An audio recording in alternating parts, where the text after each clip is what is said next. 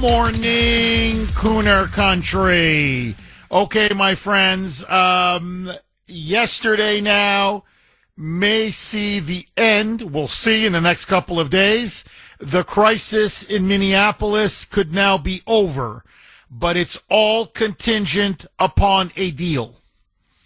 And what I want to do is I want to lay out the basic terms of the deal, and then I want to get your reaction, the great audience of Kuhner Country, whether you agree or disagree. So I want to take calls. In fact, if I have calls, I'm taking them right after the end of this monologue.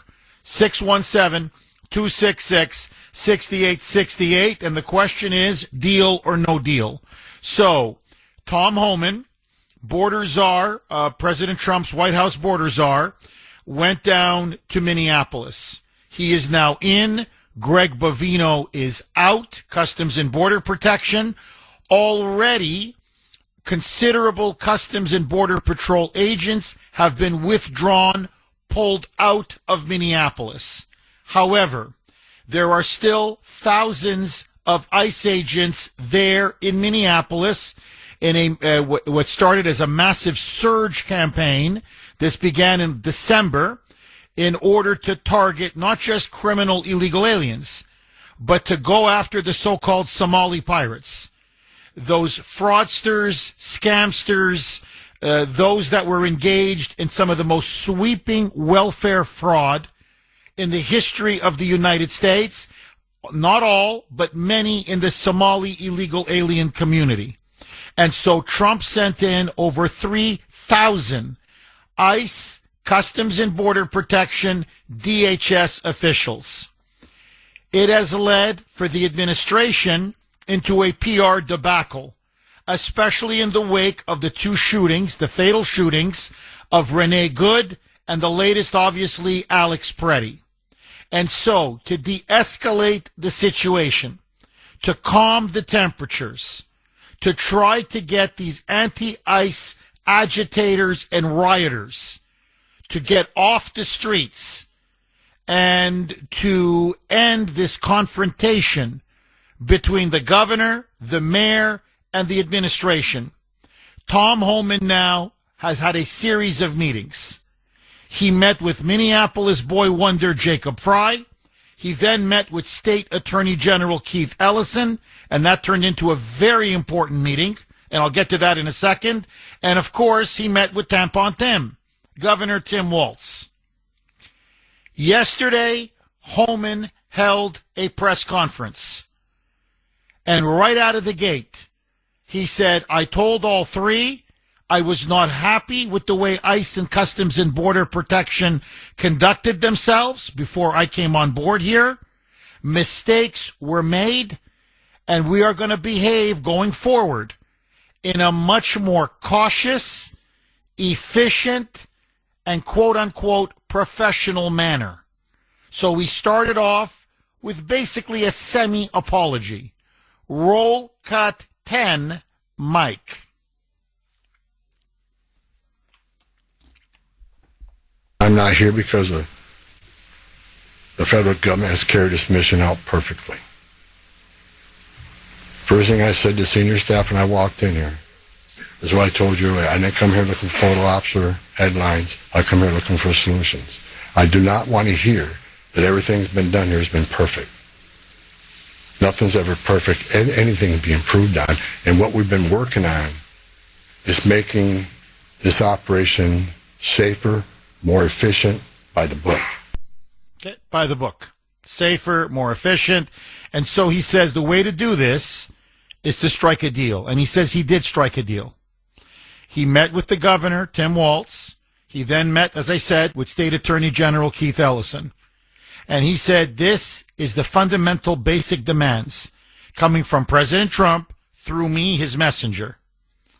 What we want from you is cooperation regarding your jails. You have dangerous, convicted, illegal aliens in your state prisons, in your local and county jails, as well as illegal aliens who have been charged with some of the most horrific, heinous crimes. hand over all of your criminal illegal aliens. Just hand them over to us. That you have either state prisons or especially in Hennepin County, which is Minneapolis, in local and county jails, because we're getting no access there whatsoever. We're going to round them up. It's going to be safe. We're not going to have to chase them down on the streets because you release them. We're not going to have to go through neighborhoods.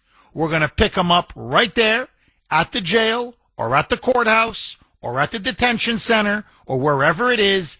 And this is then much safer, A, for ICE agents, because we're not risking our lives chasing them through all these neighborhoods. It's safer for those detainees because it'll avoid a possible gun battle or altercation. And it's safer for the neighborhood because we're not going to be swarmed and attacked and surrounded by these mobs of anti-ICE activists and agitators. It's a win-win-win for everybody. Now, according to Homan, Keith Ellison said yes. Tim Walz said yes. So, from this point forward, he says that in the jails, in the prisons, state and local prisons, local jails, they will get full cooperation from the local authorities so that they will hand over these illegal alien criminals to ICE so they can then be captured, detained, and eventually deported. That and several other high-profile, worst of the worst illegal aliens that are living in Minneapolis, if they can provide some assistance on their last known address, say if they're on food stamps, and where are they collecting these food stamps or government benefits? So give us some information to help us track them down. And when we track them down, send in local police as a security perimeter for us in case these mobs show up, these organized anti-ICE mobs, to interfere with and obstruct ICE's operation. And so they can do the crowd control. We don't want to do crowd control because crowd control is what led to Alex Preddy being killed and Renee Good. Waltz has said, if it's temporary, if it's only for a few, the worst of the worst, the answer is yes. Now, what's noticeable is that Jacob Fry, the crazy Marxist mayor of Minneapolis, that whack job, still says, niet, no, get out of Minneapolis. We're not here to cooperate with ICE, whether it's in our jails, not in our jails, in the streets, in the neighborhoods, and he's instructed the sheriff of Hennepin County to not cooperate with ICE. So we're going to see what's going to happen, because Fry has essentially given Homan and Trump the middle finger. However, Waltz and Ellison have said, we have a deal. And so, in essence, as Trump told Waltz in a phone conversation, all we want are your criminals, the worst of the worst. Give us your criminals, and everything else goes away. In other words, hand over your most dangerous criminals, violent illegal aliens, in your jails, in your prisons, and the few that we're going to track down in the community. Help us track them down and help us perform our targeted operations. We will pull back all federal agents after that. Eventually, there will be no ICE agents at all in Minneapolis or Minnesota. We move on, you move on. That's the agreement. That's the deal. Now, let me just say this, okay? And then I want to open it up right after the commercial break. 617-266-6868. On the one hand, obviously the president, and I understand where he's coming from. I do. He doesn't want to see more people dead. He wants the rioting to end. He wants the organized resistance to come to an end. He wants Minneapolis to be a a breathing, living city again, instead of this war zone that it has been transformed into over about the last month or so.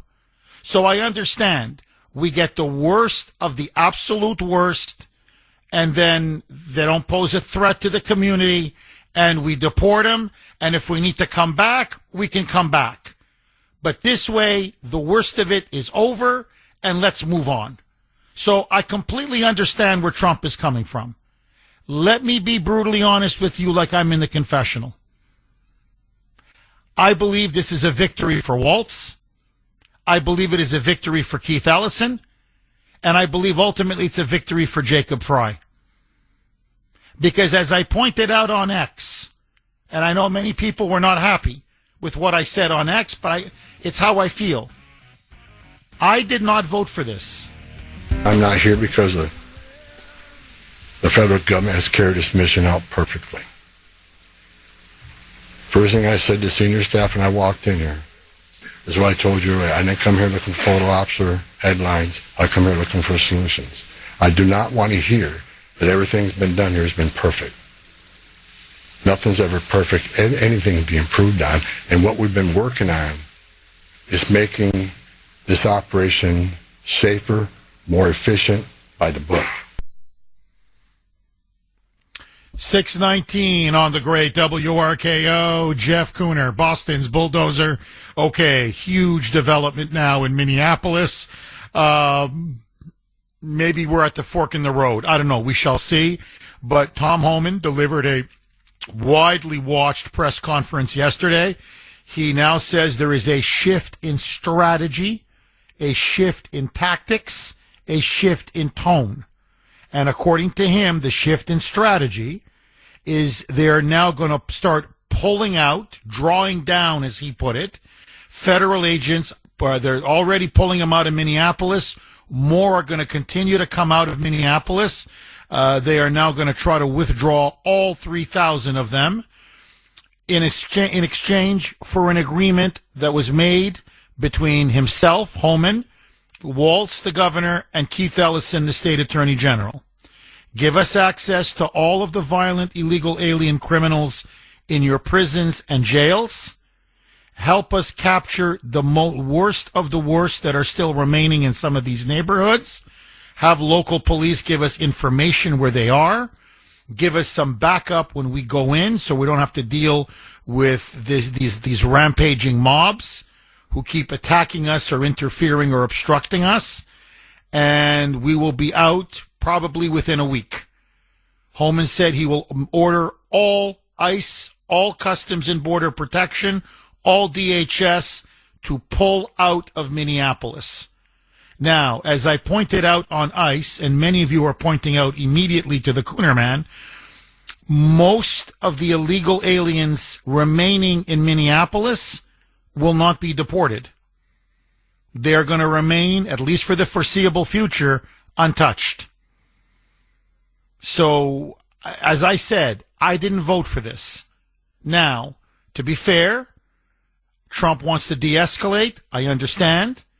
It's looking bad for him on the PR front. I understand. He obviously reserves the right to come back. So this could just be a strategic retreat, as they say. And then when the temperatures die down, you come back in. We'll see. But to me, I think it's a mistake.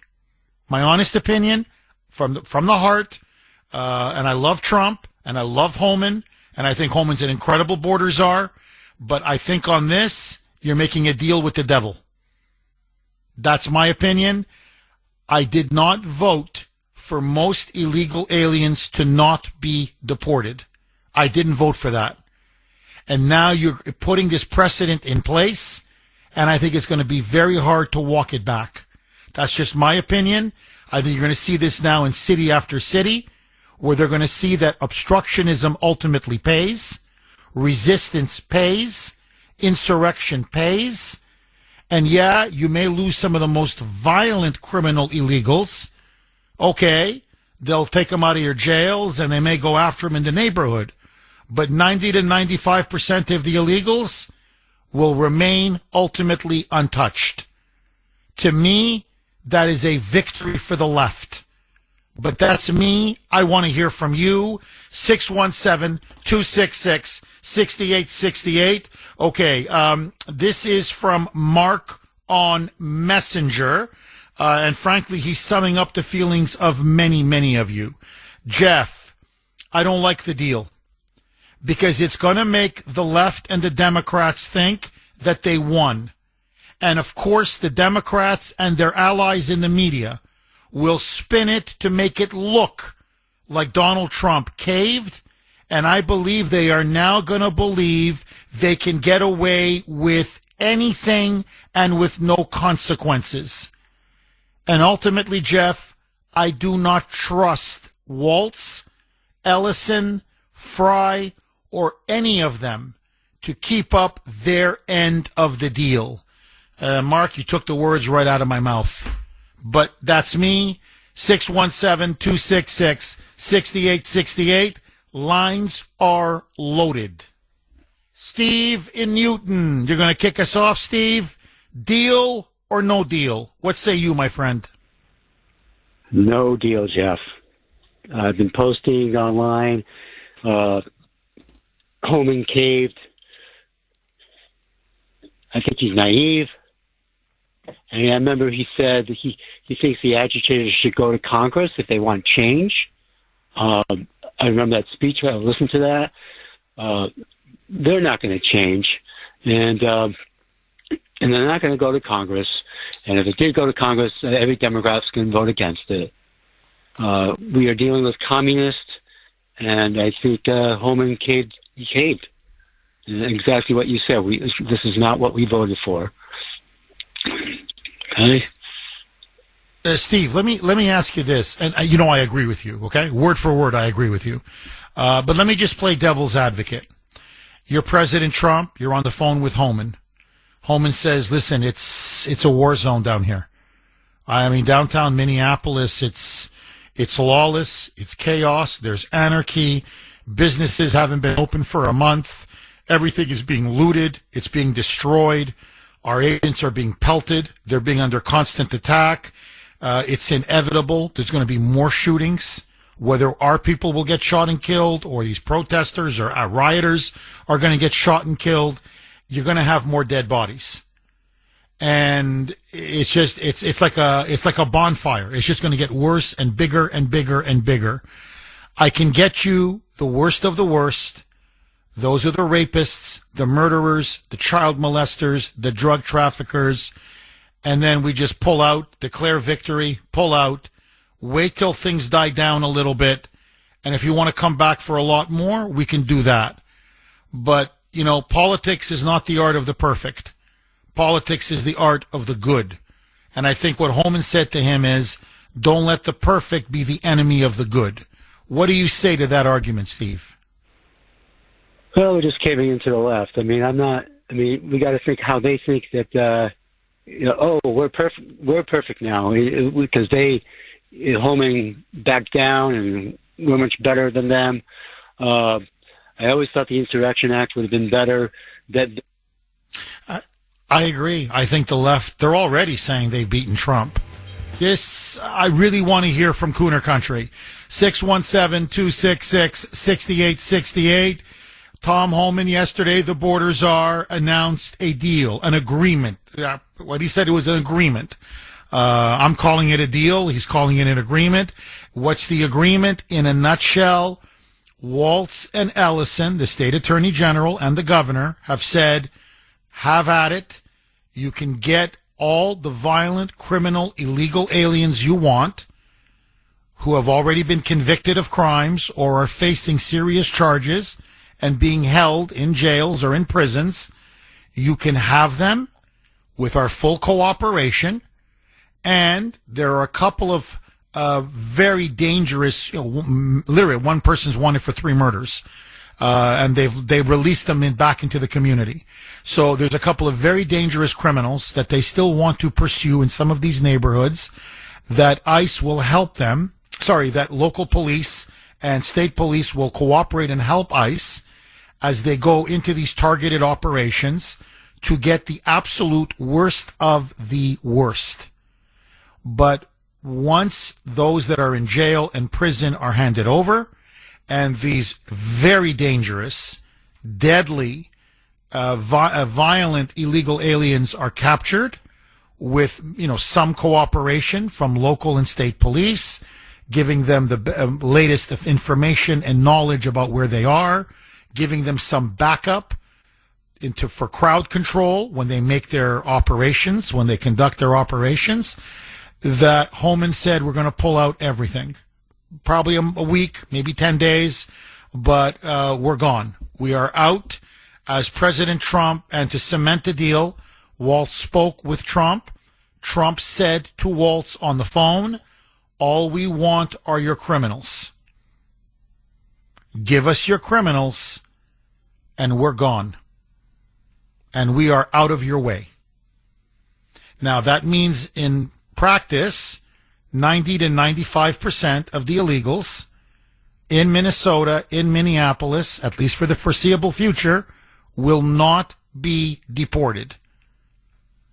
And Homan says he's not interested. He wants to move on to other states. He wants to prioritize deportations, going after the absolute worst violent felons and criminals out there.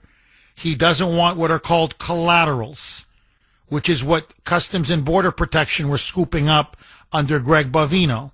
They'd go into neighborhoods, they go after a very dangerous criminal, they see other illegals in the house or in the area, they scoop them all up. Okay? And that caused a lot of tension in the community. People didn't like that, and that's what led to a lot of the resistance. So my question to you, do you like this agreement? Is it appeasement, as many are calling it? Or is it a change in strategy, shift in tactics and tone that de-escalates and gives Trump what he wants, and he ends the nightmare in Minneapolis? Deal or no deal? Agree, disagree? Pat in New Hampshire. Thanks for holding, Pat, and welcome. My comment is, we reprieve, they deceive. You cannot trust a liberal. And this is giving temporary amnesty. I'm going to be calling the White House later on, or going on, online. This is not what I voted for. And I say they double down. You cannot believe a liberal. They are liars. Pat, I agree with you, but let me just play it, because I want to be fair. Let me just play devil's advocate. What do you say to the argument, well, they weren't giving us their dangerous, criminal, illegal aliens in the jails. We're getting them now. They weren't giving us any help, any coordination when we went into neighborhoods after, going after rapists, child molesters, gangbangers, the worst of the worst. Now, local and state law enforcement are going to help us.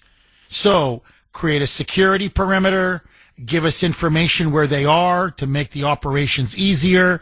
They're going to be dealing with the agitators. They're going to be confronting the protesters and the rioters. And so, what we're getting is the necessary help to get the worst of the worst. We're getting the worst of the worst. Politics is the art of compromise. This was a compromise, but we get what we want, which is, the worst of the worst. And we got Waltz and Ellison to help us. What say you? I say arrest Ellison and arrest Waltz. Then go in and do what we need to do. No, I'm not for this program at all. Let's see how they cooperate, because in the background, while they're so-called cooperating, it's going to just be a slow walk cooperation. They'll be doing something deceitful in the background, helping more illegals get closer to legitimacy. No, I'm not for it at all. I'm sorry. There's a certain point where compromise is not an option. Pat, thank you very much for that call. 617-266-6868. Let me throw this log on the fire, okay? Very quick. it seems the way Holman was talking yesterday, and I don't want to get ahead of my skis, okay? But it seems it's almost as if they're reaching a new national strategy, which is we're only going to deport the absolute worst criminals. That's what we want to focus on. It's not realistic. It's not feasible. This is the line I'm getting, to go after all of the other illegal aliens. So basically, we're going to go after really the most violent, dangerous, convicted felons, the absolute worst.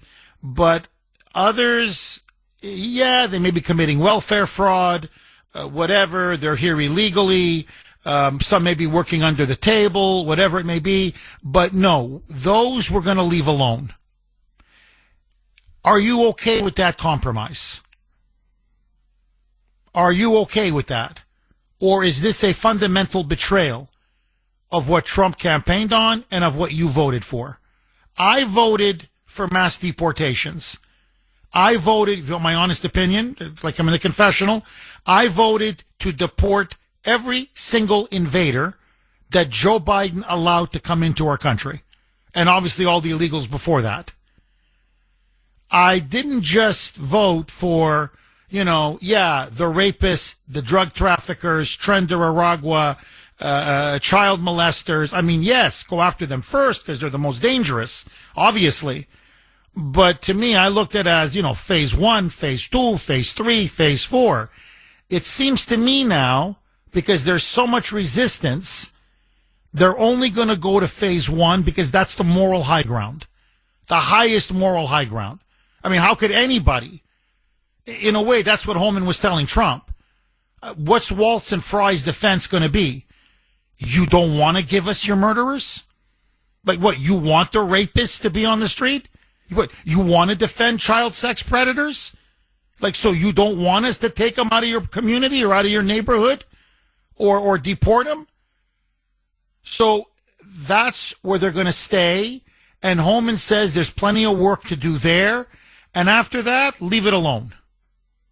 Now, do you agree with that? Is that what you voted for? Is this the grand compromise that this country needs? To me, if the illegals stay, we're finished as a country. And remember, we have birthright citizenship. So they have children. And when they have children, they become American citizens. Then you can never deport them, and they're going to vote Democrat. It's only a matter of time. We have a short window to do this. We've got to go all in, or I believe the country is lost. But that's me, 617-266-6868. Tom in Stowe. Thanks for holding, Tom, and welcome. How are you? I think it's a great deal. It gets right to the heart of the matter there. Tom Holman is firm on federal law. This is not an apology. This is a typical classic Trump thing here. There's no Minnesota nullification of federal law there. Tom Holman is no pussycat. He's going right for what he wants. He wants the fraudsters. He wants the handing over of. Well, Tom, can you please hang on? I'm up against a hard break. Okay, let me ask you. It is the Kuhner. We're going to go to Tom in Stowe. Tom, hang on, because we're coming right to you, I promise. And Tom thinks it's a very good deal that Trump has outmaneuvered Waltz and Fry and Keith Ellison. And I want to give him a full chance to make his case. But before I do, let me ask all of you. It is the Kuhner Country poll question of the day, sponsored by Mario's. Mario's Quality Roofing, Siding, and Windows. Did President Trump cave to the Minneapolis anti-ICE agitators? With this deal or agreement that Holman announced yesterday, did Trump cave? A, yes. B, no. I want to hear from you, all of you. You can vote on our webpage, wrko.com/Kuhner, wrko.com/Kuhner, KUHN as in National ER. You can also vote via X, and yes, I was active on X last night. You can, my handle there, all one word, at the Kuhner Report, at the Kuhner Report, KUHN as in National ER. As things stand right now, it is Trump caved, yes, 41.5%. Let's not quibble, 42%, and 58% no. So there is a majority of you that say he did not cave, which I assume means you like the deal, or you think the deal is the best he possibly could have gotten. So anyway, it's right now it's 58-42. This, of course, is going to change. But do you like the deal? Do you not like the deal? Do you like the agreement? Do you not like the agreement? And did Trump cave? Tom in Stowe, you say absolutely not. Trump held the line, got the essence of the deal, outsmarted and outmaneuvered Waltz and Ellison and Fry. Please, Tom, pick up where you left off. Right. That's exactly right, Jeff. Yeah, there's no nullification of the federal law, as you were saying yesterday about Andrew Jackson. It was brilliant that he has highly qualified how he would leave. And he's firm on the fact that he wants them to hand over the criminals there. He's going right. He doesn't want to do crowd control. He wants the local people, sheriffs and police, to handle crowd control. They are going after them and going after the fraudsters and everybody else, and setting a nationwide notice. We're coming after you, and you're going to be apprehended. Tom, let me ask you this, and let me just play devil's advocate for a second. Say, okay, just for the sake of argument, Waltz doesn't renege on the deal. Okay, that little snake in the grass actually abides by his agreement with Homan. Ellison, ditto, same thing. And so Minneapolis empties its prisons of the most dangerous, violent, illegal alien criminals. They also help the local and state police help ICE capture, the gangbangers, the murderers, the child molesters, the rapists. And then that's it. Meaning that's it. They've got the worst of the worst, and then they leave. Leaving, 80, 85%, 90% of the illegal alien population intact, behind. And that's it. That's the end of it. It's over. They move on to another city, another state. In your view, is that a victory for Trump, or is that a mission still uncompleted? Yeah, Trump is definitely going after everybody. They should get lawyers there because they're coming after you, and that's what this says there. This is Trump at his finest there. This is expect the worst here for the fraudsters and anybody else there, including the officials here who are still advocating otherwise. There's still plenty of officials in Minnesota who want the law nullified and just to go home without anything happening. And that's not going to happen. And so that's what I have to say, yes. Interesting. Tom, thank you very much for that call. Basically, Tom is saying, look, he's going to get a big bite at the apple. He's going to, basically say, no, you're not going to nullify our laws. No, you are going to cooperate, whether you like it or not. It's going to be on the worst of the worst, but still, you're going to cooperate. And we're going to leave, yeah, but we reserve the right to come back. So if you're an illegal, don't think you're in the clear. You may be in the clear for now, but you're not going to be in the clear maybe next year or the year after. So interesting argument. 617-266-6868. Okay, let's go to Andy in Milford. Thanks for holding, Andy, and welcome. Good morning, Jeff. Andy. Jeff. What do you make of this, Andy? Andy, are you? How would you vote on the poll question? In your view, did Trump cave? Do you support this deal, or do you think it's a bad deal?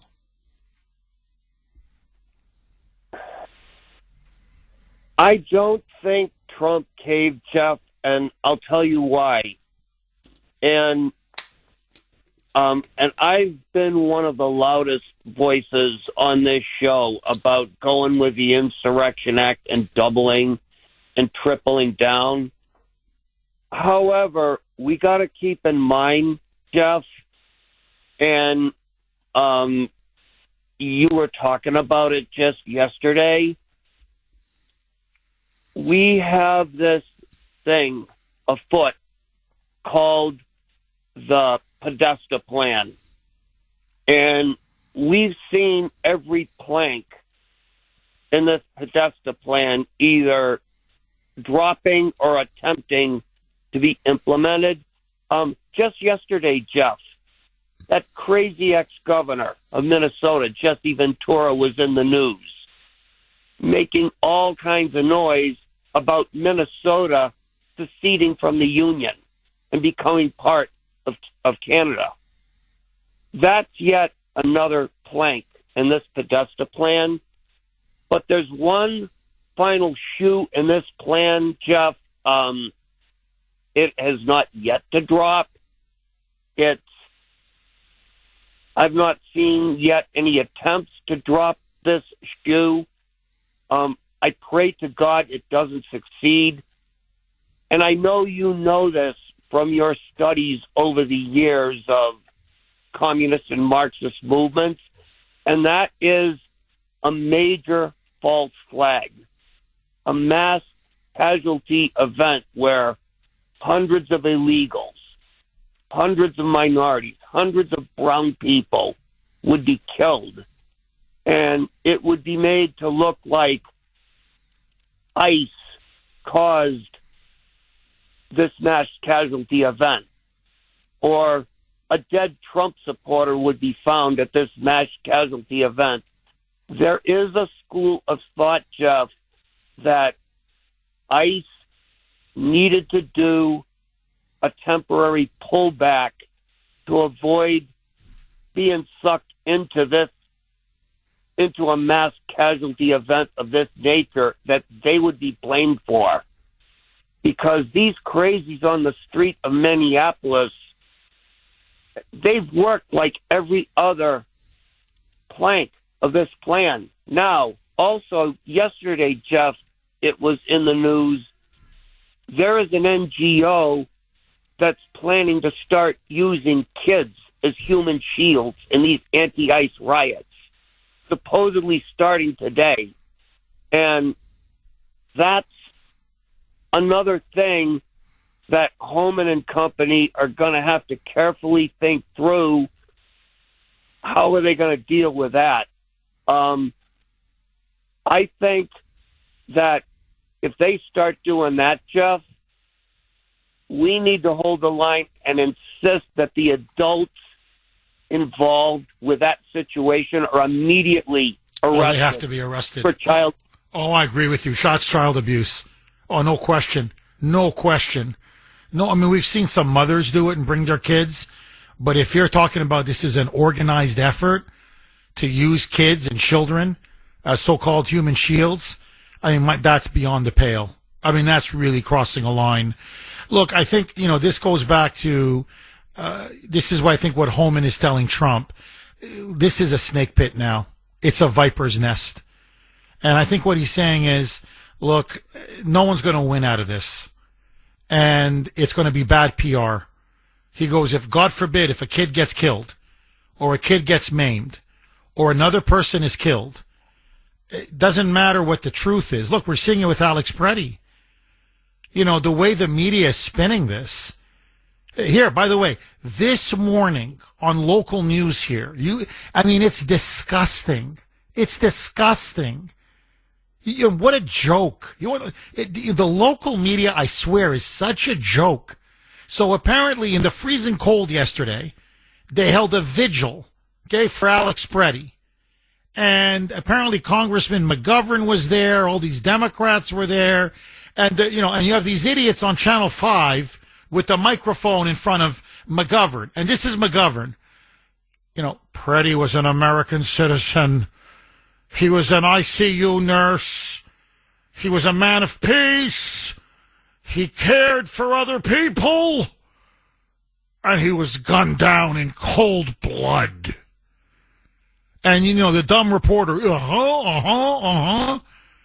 That's it. I'm telling you, that's the report. And then you see this woman crying, holding a candle, and Saint Alex Preddy. They're leaving out 90% of the story. In other words, the truth, the context, what really happened. The video, the second video now that's come out 11 days prior to the fatal shooting, that came out and showed this guy like a wild man, a psychotic animal. By the way, yelling and screaming, effing assault me, spitting on ICE agents, busting up and kicking their taillights, obstructing and interfering their operations, having a loaded gun on him during then, being tackled to the ground and apparently having his rib broken. All of this. You don't see that on Channel 5 because that's the truth, and they're not in the truth business. They're in the propaganda business. How much can we lie to you and carry water for the Democrats? So Homan is telling Trump, look, the images are bad. The PR campaign, the PR war is not going well. This is only going to get more violent. This could escalate and really spiral out of control. And in the end, Mr. President, you're going to be blamed. So let's come in here. Let's get the absolute worst scumbags. Let's take them out, the murderers and the rapists, the gangbangers, the drug dealers, the child sex predators, and let's get the hell out of Dodge. And we can reset, and if we have to come back, we come back. And I think that's what swayed Trump. It's very obvious to me now, Trump does not want to invoke the Insurrection Act. I think he's very afraid of how the media and his political enemies are going to play it. We told you he's a dictator. Now he's putting U.S. troops on U.S. soil. He's afraid of them tattooing him with the dictator, with the dictator label. And he thinks that invoking the Insurrection Act is going to play into their hands. To me, he should have arrested Waltz. He should have arrested Fry. I think that's what he needed to do. But for whatever reason, he doesn't want to. So at this point, half a loaf, I'm sure that's what Holman's telling him. Half a loaf is better than no loaf. So take it and move on. Claim victory and move on. My fear, Andy, and this we'll only know in the weeks and months to come, will this now embolden even more resistance, more agitation, more of this neo-Confederacy insurrection in other states and in other cities? And my fear is yes. That's why I'm very uneasy and I'm opposed to this deal. But look, Andy, you're very smart. We agree to disagree on this, but I can clearly see it from your side. Because, look, the president doesn't want any more dead Americans. He doesn't want a civil war. He doesn't want Minneapolis to be burned to the ground. So he's got many other considerations. And, that's politics. Sometimes you got to compromise. That's just the art of politics. Fight, in other words, live to fight another day. So, and I think that's what Trump and Holman are saying. Andy, thank you very, very much for that call. 617-266-6868. Jimmy in Dorchester. Thanks for holding, Jimmy, and welcome. Good morning, Jeff. I agree with you 100%. Let's see what these two crooks. Like Pat was saying, he should have arrested both of them. He should have arrested that attorney general. He should have arrested that mayor of St. Paul. These people should be behind bars. You take out their leaders and their money men like Soros, he should go after Soros. These people are being paid to do what they're doing, to block ICE. The same thing's going to happen in this state. Like you said, will other states follow? Yes. Massachusetts is already planning this with this governor and this mayor. Jeff, look at examples where they went after people.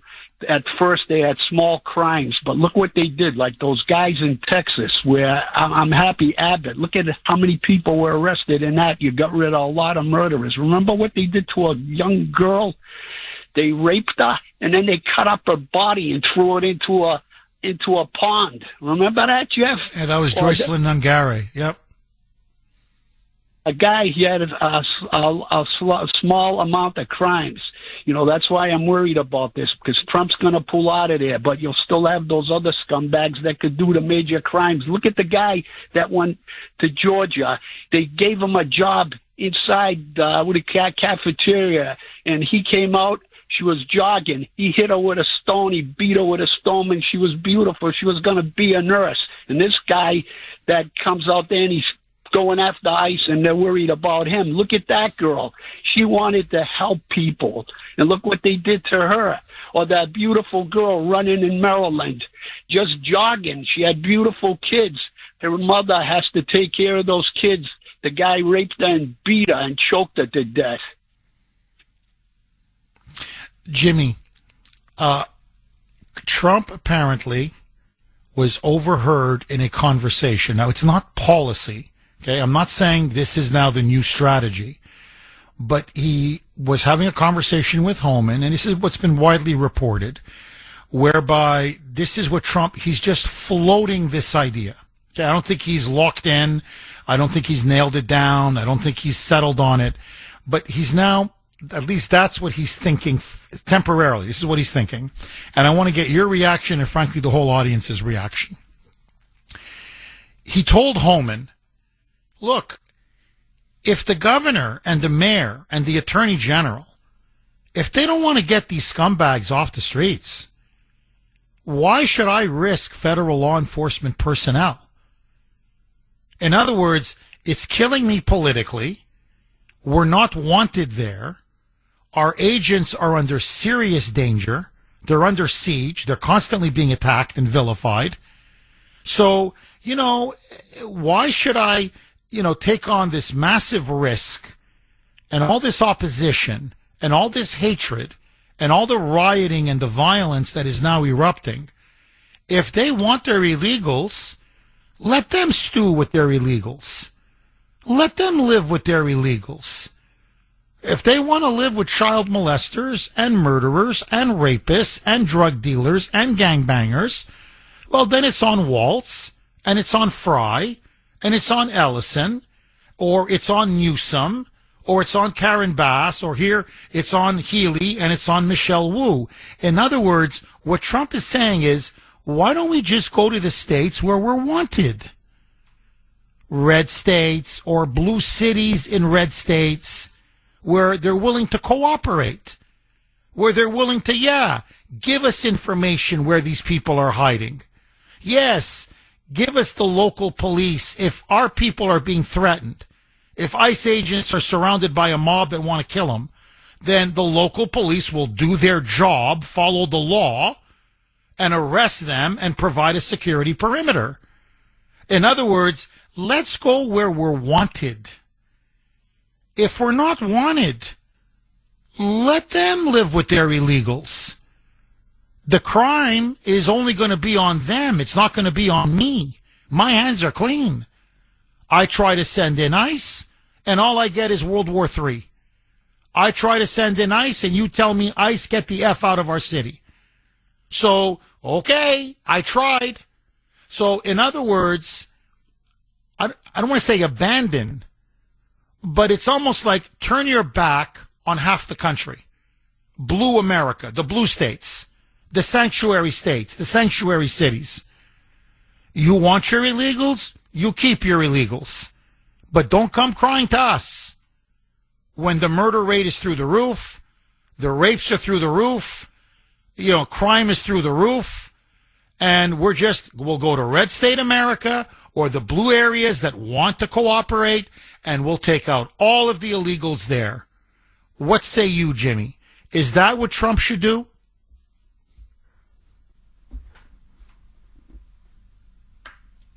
Jimmy? Mike, can you put up Jimmy? Jimmy, are you there? Yes. Yeah, Jeff, go ahead. I want Trump to go after Soros. If he cuts off that money, half of these people won't be out there doing what they're doing because they're being paid to do this. It's like me being somebody that works for Whitey Bulger and paying people to go kill people. What do? You go after the main man that's giving them the money. And that's a great point. Most of those on the streets in Minneapolis are paid protesters. It's now been proven. It's definitive. 617-266-6868 is the number. Bill in Medfield. Thanks for holding, Bill, and welcome. Hi, how you doing, Jeff? Good, very good, Bill. I don't want to get off topic, but Trump has made his pick to be the next chair of the Federal Reserve. He just announced it this morning. It is Kevin Warsh, and he's going to be dynamite. He is going to be absolutely dynamite with this guy now running the Fed. The economy is going to boom. So I'm feeling good. Things are starting to come together on the economy front. I think 2026 is going to be a great year. So in that sense, I'm happy. Bill, what do you make of what's happening in Minneapolis, Holman, and the deal that he made? Do you like it or do you not like it? I hate it with every inch of my being. And here's I'll start out with a remark. They stole it from you once. What can you do from keeping them from stealing it again? Deport, deport, deport. Number one, when are we going to bring in? I think I'm going to vote independent. I'm not voting Republican anymore after this. Didn't you learn on what they've done to you? They took you off the ballot. They called you a rapist, misogynist. They called you a fascist. They called you every name in the book. And now we're gonna. Is Holman gonna sign the people up in the DMV, the illegals? Is he gonna sign them up so they can vote? Will that be next? What they're gonna do?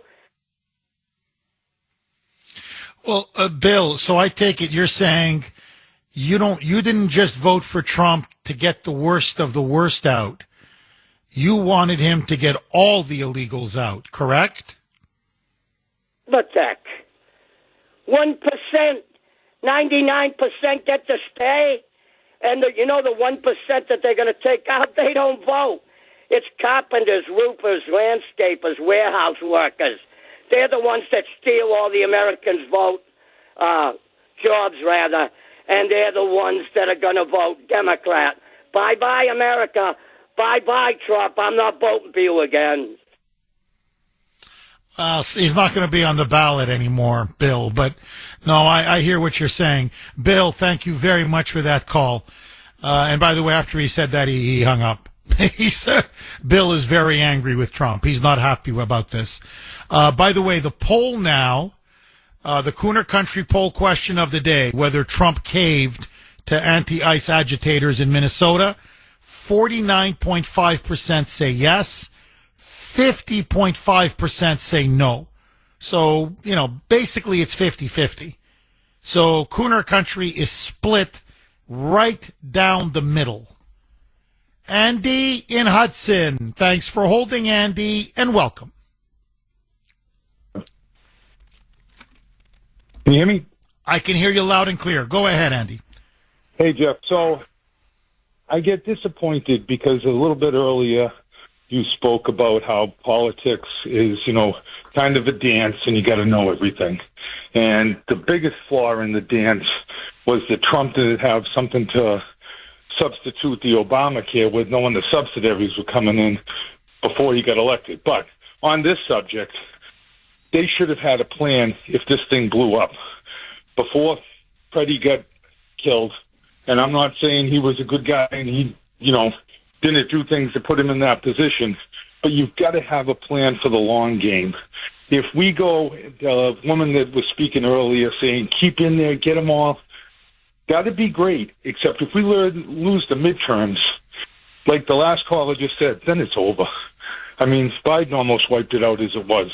We have to have a long game, and that means you have secondary plans, because we're never going to get a fair shake by the media. So if you don't have a secondary plan, if things go wrong, something happens, someone gets killed, even if it was justified, you've got to remember we're the most compassionate country in the world.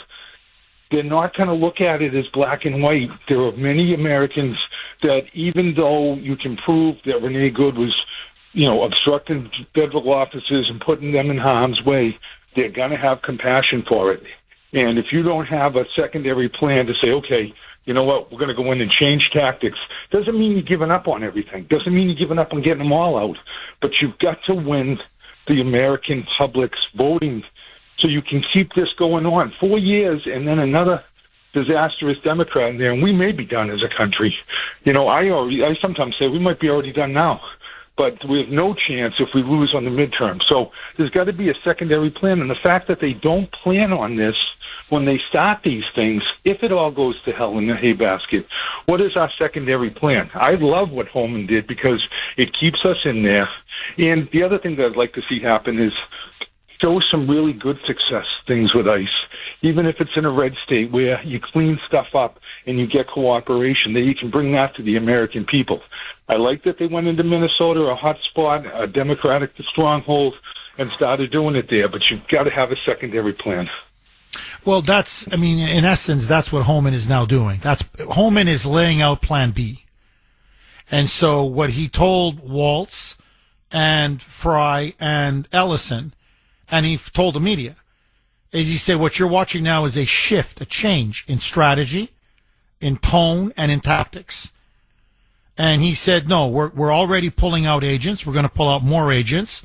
He said the goal is to pull them all out. And what we're just asking for is cooperation on the bare minimum. And for us, the bare minimum is the worst of the worst. We know they're in your jails, hand them over. They're in your prisons, hand them over. There are still some in the neighborhoods. Just let us know where they are. Give us basic information, addresses, name, whatever, streets, where we can find them.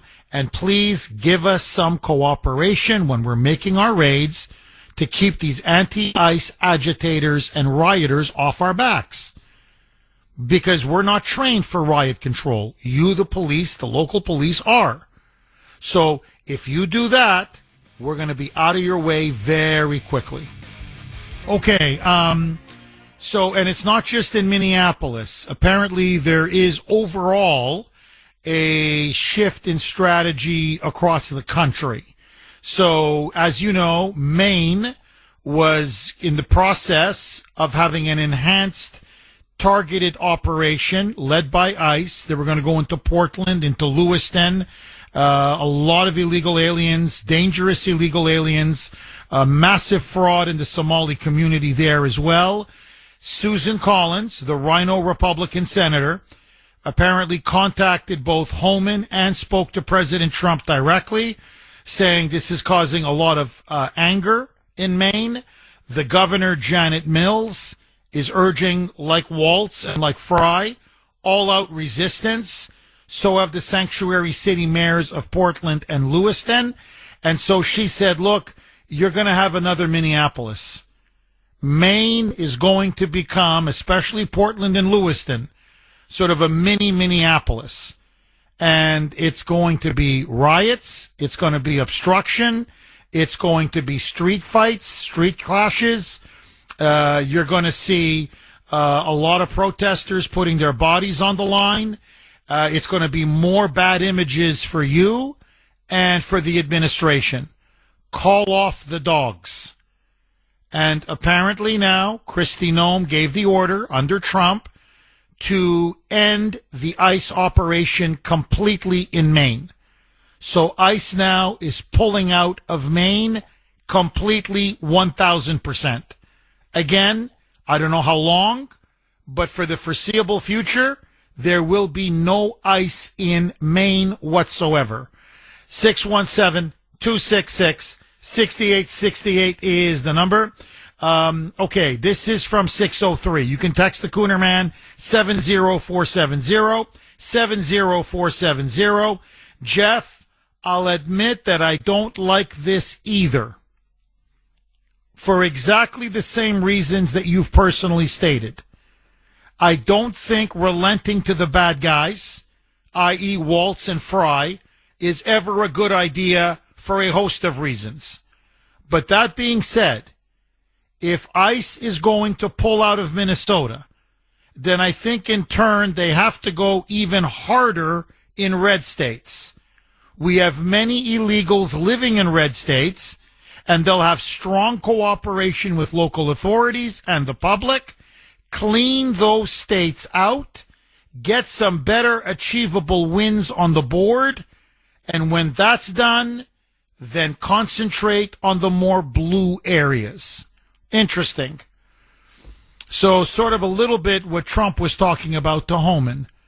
You know, if these guys, if they want to swim with these illegals and have their neighborhoods and streets overrun, why should we put our troops and ICE and Fed agents on the ground and risk their lives and have all this chaos and anarchy and rioting and insurrection ensue? If they want their illegals, let them stew with their illegals. We'll go to the red states, the other states that want to cooperate, deport and clean them all out, and let the blue states live with all the crime and the welfare fraud, and, by the way, the illegal voting. That's a big reason why they want these illegals to stay. It keeps the Democrats in power. But, you know, basically, okay, you want them, you have them, you live with them. 617-266-6868. Charles in the great state of Florida. Thanks for holding, Charles, and welcome. Hey, Jeff. Thanks for taking my call. My pleasure. Well, a couple of things, but to answer your question, I think, well, you know history. Tell me, when in history has negotiating with the enemy, and that's what these people are, they're the enemy of the American people, when has negotiating with the enemy like this ever turned out good? It's just not. I don't see it working. But I think never. I'm telling you, the answer is never. Yeah, so I don't think that there's really. He's going to look bad by doing this at the end. I mean, we're in the majority. He's got to listen to the majority. Most people want him taking this out. I think there's a more peaceful way of doing it. I mean, I think that you need to go after the people who are like the landlords, the companies that are giving these people jobs. They will go on their own. These illegals will leave on their own if you take away what they came here for to begin with. So I think that something like that would be an easier way to do it. But he's going to look bad one way or another. It can be the greatest deal of all time. He can pull out everything. It doesn't matter. None of it matters. So I think, he's got to stop looking at what am I going to look like? How's this going to be? Forget that. Who cares? He's in the majority right now. Do what the American people want. You make a deal with these people, it's just not going to work. It's going to get worse. So, I mean, what do you think of that? Well, Charles, look, that's my fear. That's why I'm against the deal. If I was at the table, if I was advising the president, I'd say, don't do it. Don't do it. You're going to regret it. Now, look, I like what you're saying, Charles. Look, first of all, cut federal funding. I don't know why Trump hasn't done it. Cut the money, all the money, for Medicaid, for education, for roads, for bridges, for everything. And say, this is the price now that you have to pay. Now, you cut off the welfare for these illegals. Where are they going to go? They have to leave. Charles, what people are overlooking, under Trump's first year, over 2 million illegal aliens have self-deported. 2 million have deported on their own. In other words, don't give him an incentive to stay. Give him an incentive to leave. So if you cut off the federal funding, if you cut off the welfare, they're going to have to go.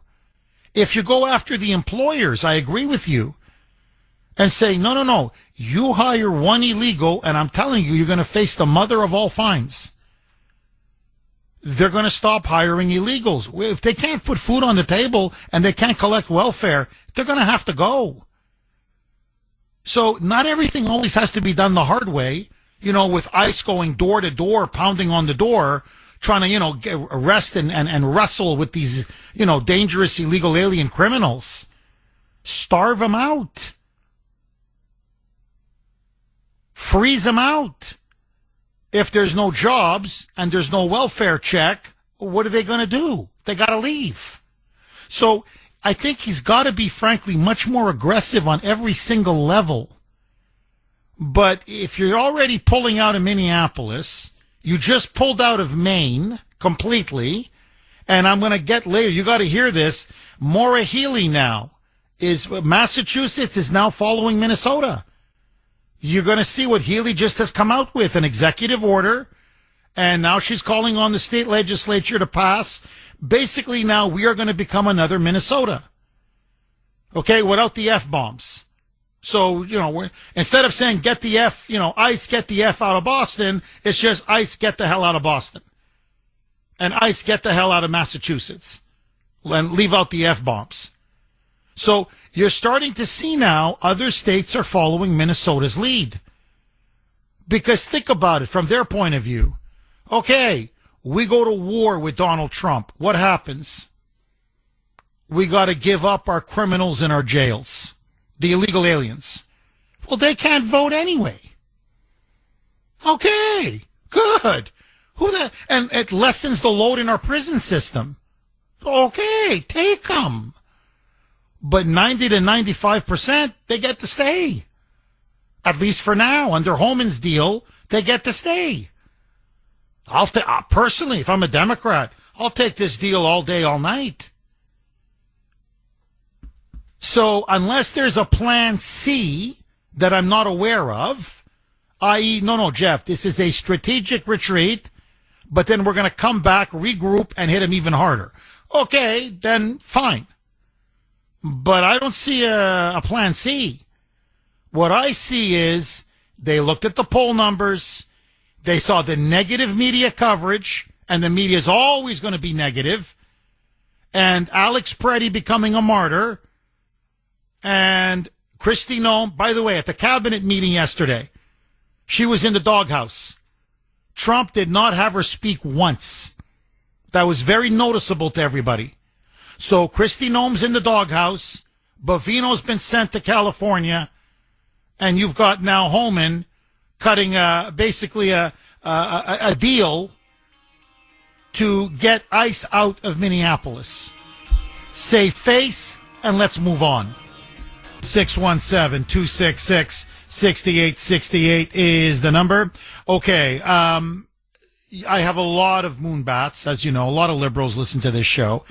And they're emailing the Kuhner man, and they're texting me. And they're claiming this is a great victory for them. I'm not kidding. I mean, that's how deranged and unhinged they are. That these radical leftists, this insurgent mob, these insurrectionists on the streets, by the way, many of them are paid. These are paid professionals, paid agitators. There's nothing organic about what's happening in Minneapolis. And that they stood down the evil ICE. Minneapolis, all you have to do is look at pictures of it. The big loser is Tim Walz. His political career is finished. Jacob Fry is now a national laughingstock. Minneapolis, their tourism industry is never going to recover for a decade after this. Their downtown looks like some third world hellhole. You've got dumpsters, literally garbage dumpsters, all over the streets. Businesses smashed, looted, set on fire. Cars, vehicles destroyed. homeless encampments. You've got wild left-wing activists rampaging on the streets. Anarchy, chaos, no police, buildings with graffiti, every hotel, lobbies trashed and destroyed, to the point now that they can't even take in any visitors. Minneapolis has now lost its reputation as a civilized first world city, and it may never recover.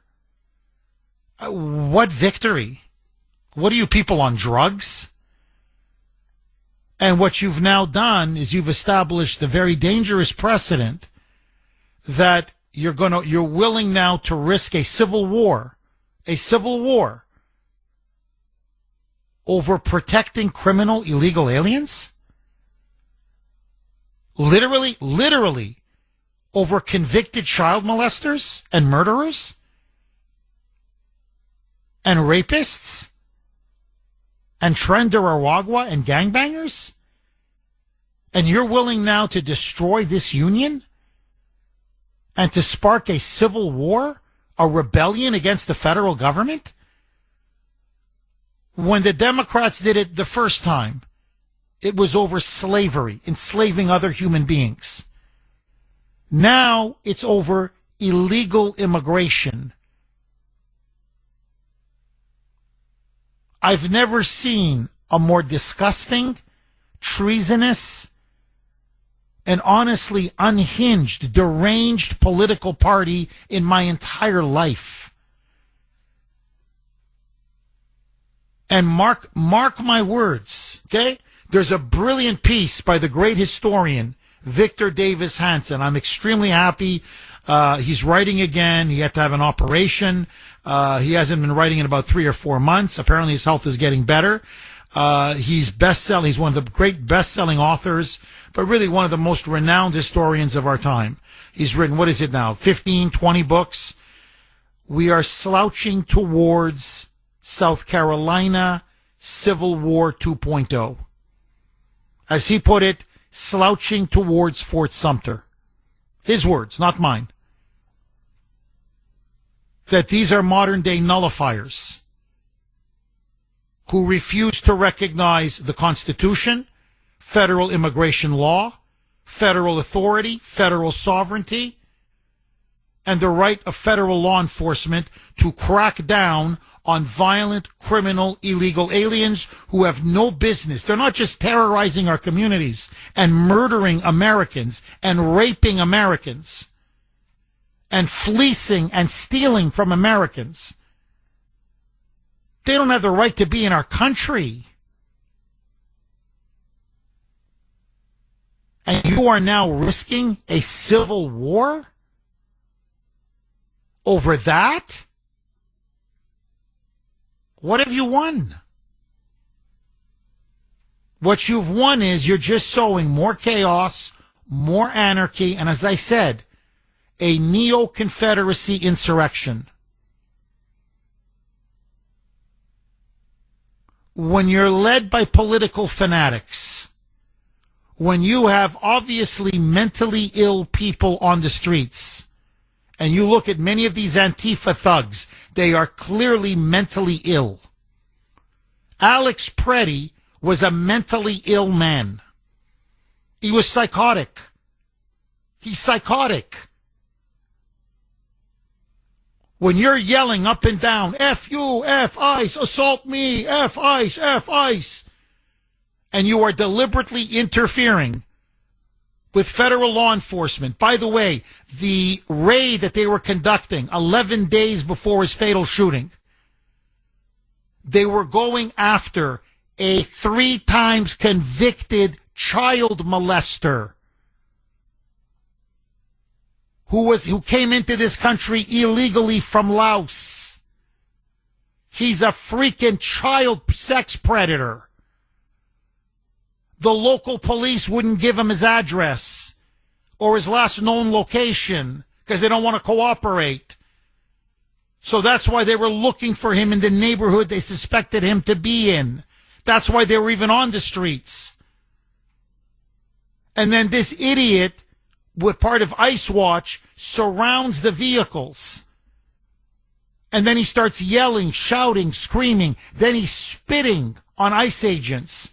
And the whole while, like a wild man, shoot me, shoot me, assault me, F you, F you, F you. And then he starts kicking their taillights. And he smashes the taillight as he's giving them the middle finger. And all the while, you can see he's carrying. He's got a loaded gun as he's confronting ICE agents. You idiot. This is going to, ding dong, this is not going to end well, genius. And so they tackle him to the ground. And then a mob surrounds the ICE agents. They're now completely outnumbered. And again, with the middle finger, F you, F you, F you. And they start pelting the ICE agents with ice and with rocks and with frozen water bottles and projectiles. And now ICE is overwhelmed. By the way, this is all resisting arrest from the same idiot liberals who go on about January 6th. Law enforcement were assaulted, who cheer on the cold-blooded murder of Ashley Babbitt. Defenseless. She was not armed. She was unarmed. Shot her right in the neck. Posed a threat to nobody. Right in the neck. Point-blank range. And so, as they're assaulting agents, they let this guy go. Okay? They let Preddy go. And you would think, you know what? I'm lucky to be alive. I could have either been arrested or, God knows, I could have been killed in this confrontation. What does the whack job do? And by the way, the nurse is no longer a nurse. Okay?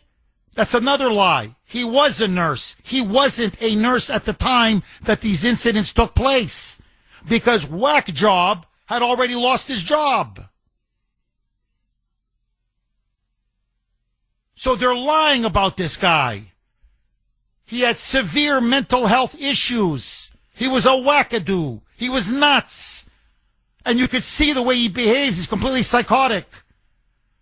His own father said, please don't go to these things. Don't engage. He knows his son's crazy. Don't do it. You're going to get yourself killed. What does the idiot do? With a broken rib, 11 days later. And then he confronts him a second time as part of an ICE Watch organized conspiracy in which they're illegally stalking, harassing, interfering with, and obstructing law enforcement. This guy was a domestic terrorist. That's what he was. He was a criminal. And then they're arresting a woman. By the way, this time they're going after an illegal Ecuadorian who's a wife beater. A child and a wife beater. Okay? He's wanted on charges for beating his wife and beating his child. He's a child abuser. And so they're trying to get him. And now they're being interfered with. And then ICE starts to arrest one woman, one of his fellow agitators, and they start using pepper spray on her. This idiot injects himself between the woman that's being arrested and ICE. In this case, Customs and Border Protection. So then they put pepper spray on him. Does he stop? No. Then they arrest him. He resists arrest. They put him down on the ground. He still resists arrest. And then they realize he's got a gun. Does he disarm? No. He's fighting them every step of the way. Now, in the real world, in reality, if you have a loaded gun, let me tell you what they teach you, whether it's in Minnesota or in Massachusetts or anywhere else. The moment you walk onto the street, whether you have a concealed carry permit or not, the moment you walk on the street with a loaded gun, you don't look for confrontation, you avoid confrontation. Because now your responsibility, because remember, you now have a loaded gun. That means you can kill somebody. Okay? You have the potential now to kill, to murder, to take a life. Your responsibility is increased 100-fold. You avoid confrontation. You avoid, in particular, confrontation with the police or with law enforcement. Because the chances are, if you're carrying and they're carrying and there's a confrontation, hello, someone's going to get killed. Stupid. Common sense.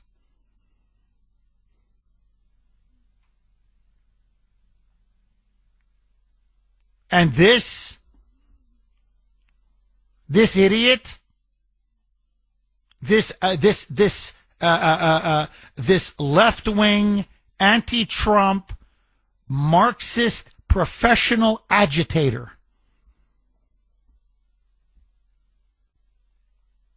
this is worth burning Minneapolis to the ground and destroying the city and setting up barricades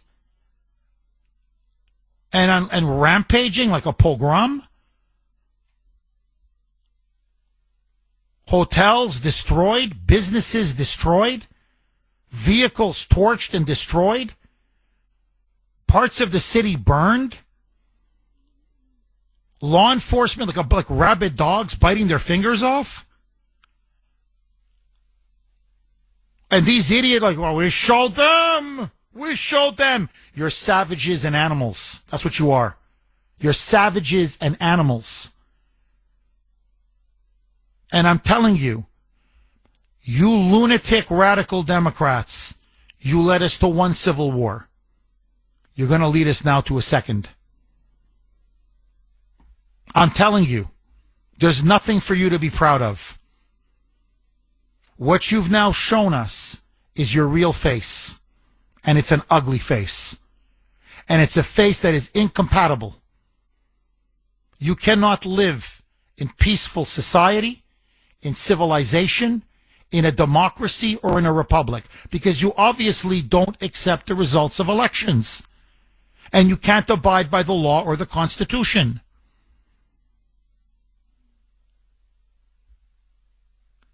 Immigration is the exclusionary provision and authority of the federal government.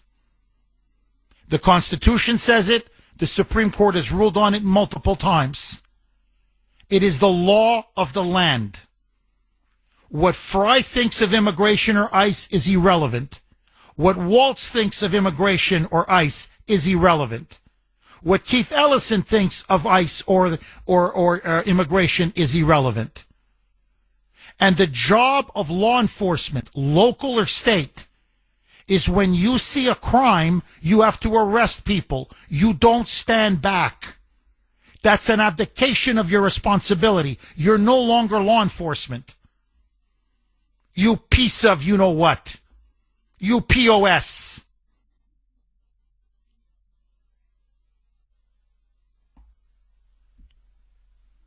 ICE agents in a restaurant were surrounded by a mob. They locked them in. And they said if they get out, they're going to be murdered. They were going to be killed. Slaughtered. Like if this is like Nigeria or Iran or Iraq or Gaza.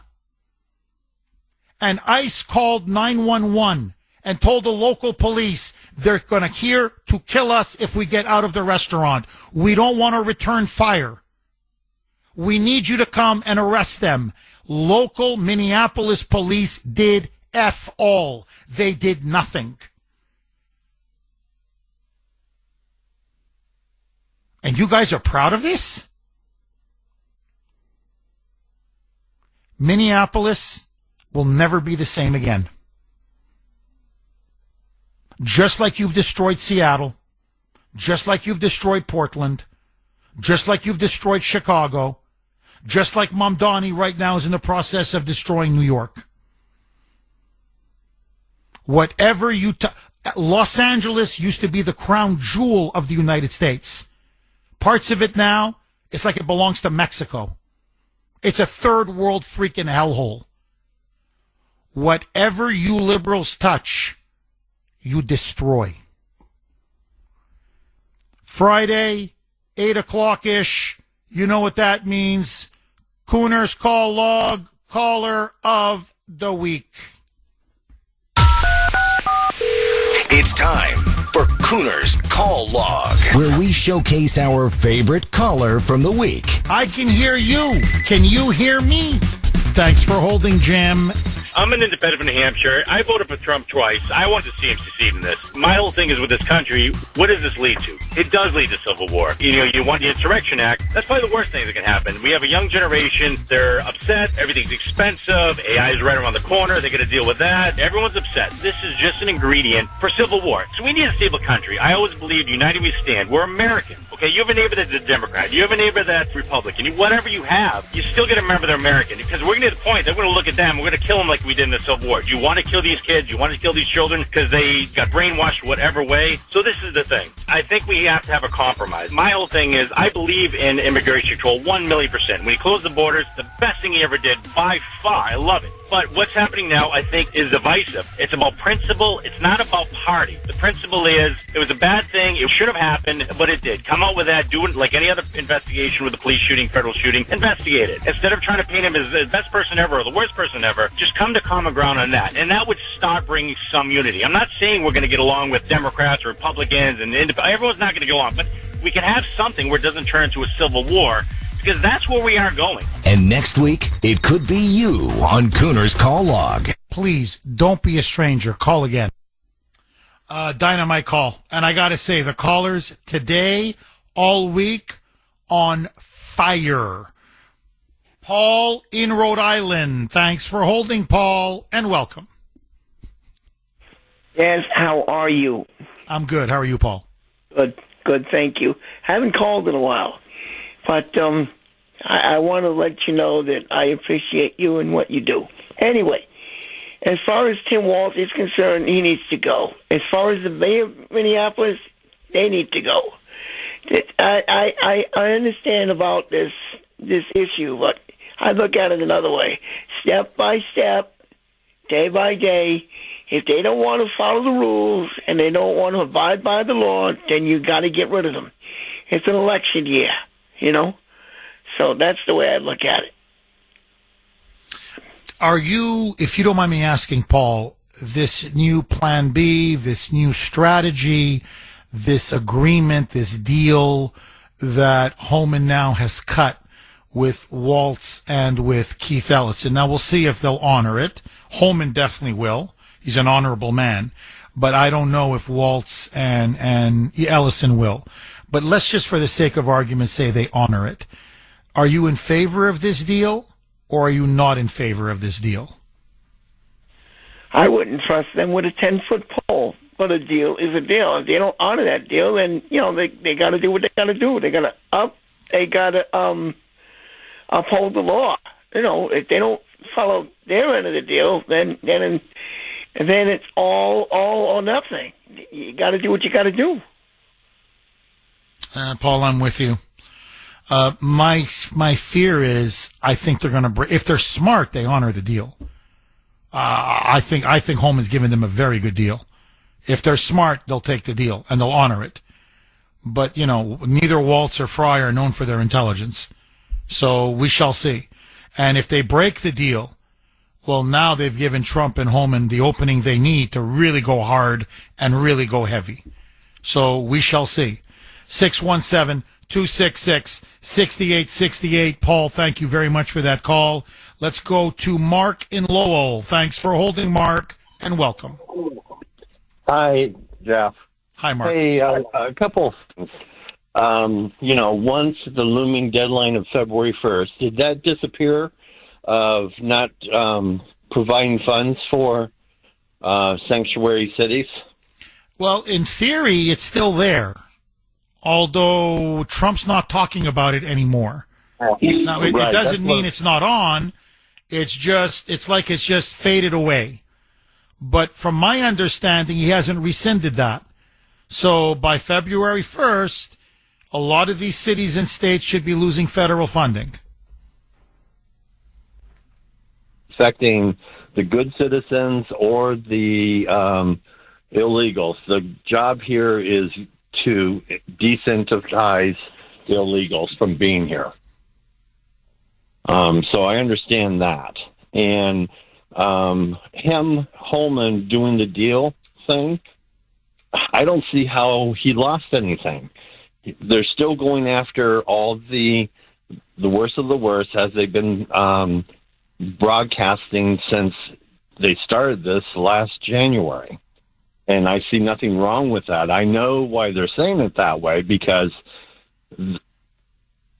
Paul, can you do me a favor? I'm up against a hard break.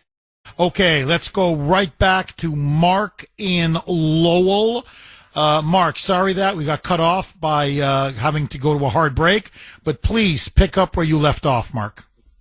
Okay, so given that, that we haven't really given up that much, what was really given up? Are we going to leave the fraud stuff alone?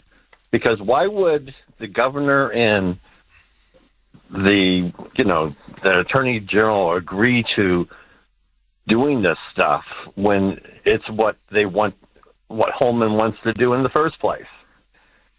Something else is going on here. So the question is, how much of this fraud stuff is going to be buried for a while? But anyhow, Mark, you touched on it. That's my fear. Now, look, believe it or not, the guy that I go to in Minnesota, more than Waltz or even Ilhan Omar, and she's really stupid, but the thing about her is she has no filter, okay, or Ellison, is actually it's the mayor of Minneapolis, Fry. I mean, he's stupid, but how do I say this? He can't hold anything back. Like if you really know what they're thinking, what they're saying, you just listen to him. Because, as I said, he's got no filter whatsoever. Now, what he says is, this is what he said, that he will not allow IRS investigators or DHS investigators into Minneapolis to get access to any of the documents regarding welfare fraud in the Somali community or regarding any Democrat official in Minneapolis. So what he's saying is no cooperation means no cooperation across the board. In other words, we're not just not cooperating with ICE. And by the way, he says you're not getting into our prisons. So not only is there going to be no cooperation with ICE, in fact, what he said is we do not respect and we will not abide by the laws of the federal immigration laws of the United States. Like he's saying it openly. No, it doesn't apply to Minneapolis, and as far as I'm concerned, to Minnesota. But I have jurisdiction over Minneapolis, and I'm telling you the answer is no. So what he's saying is we have effectively seceded from the union. We pick and choose what federal laws, what federal authority, what federal agencies we want to deal with. And it's nullification. If we want to nullify a certain law or a certain agency or a certain authority, we have the right to nullify. Period. End of story. By the way, again, that was South Carolina's argument leading up to the Civil War, okay? And the rest of the Confederate States. Now, they said, well, what about the welfare fraud? Because that's clearly also federal jurisdiction. He said, no, we're not abiding. I do not respect and I will not adhere or abide by any investigation. So we're not handing over a thing. You're not getting anything. Quote, get the F out of Minneapolis. So now maybe that's what they're saying in private and he's just saying it in public. And Waltz and Ellison, and Waltz is a pathological liar. Everybody in Minnesota says the one thing about him, he's an incorrigible liar. He lies even when he doesn't need to lie. He just lies. So Waltz will look at Holman to his face and lie without blinking. So we'll see. But I think, Mark, that's my fear. Now, just so that you know, this story broke, okay? All of you need to hear this. That's why I think, and I mean this with all due respect to Holman. I love Holman. He's a sheriff. Okay, he's a he's a bulldozer. Okay, I love the guy. He's a bulldog. But I think this has gone beyond him. Whether he wants an agreement, doesn't want agreement, a shift in strategy, no shift in strategy, plan B, no plan B.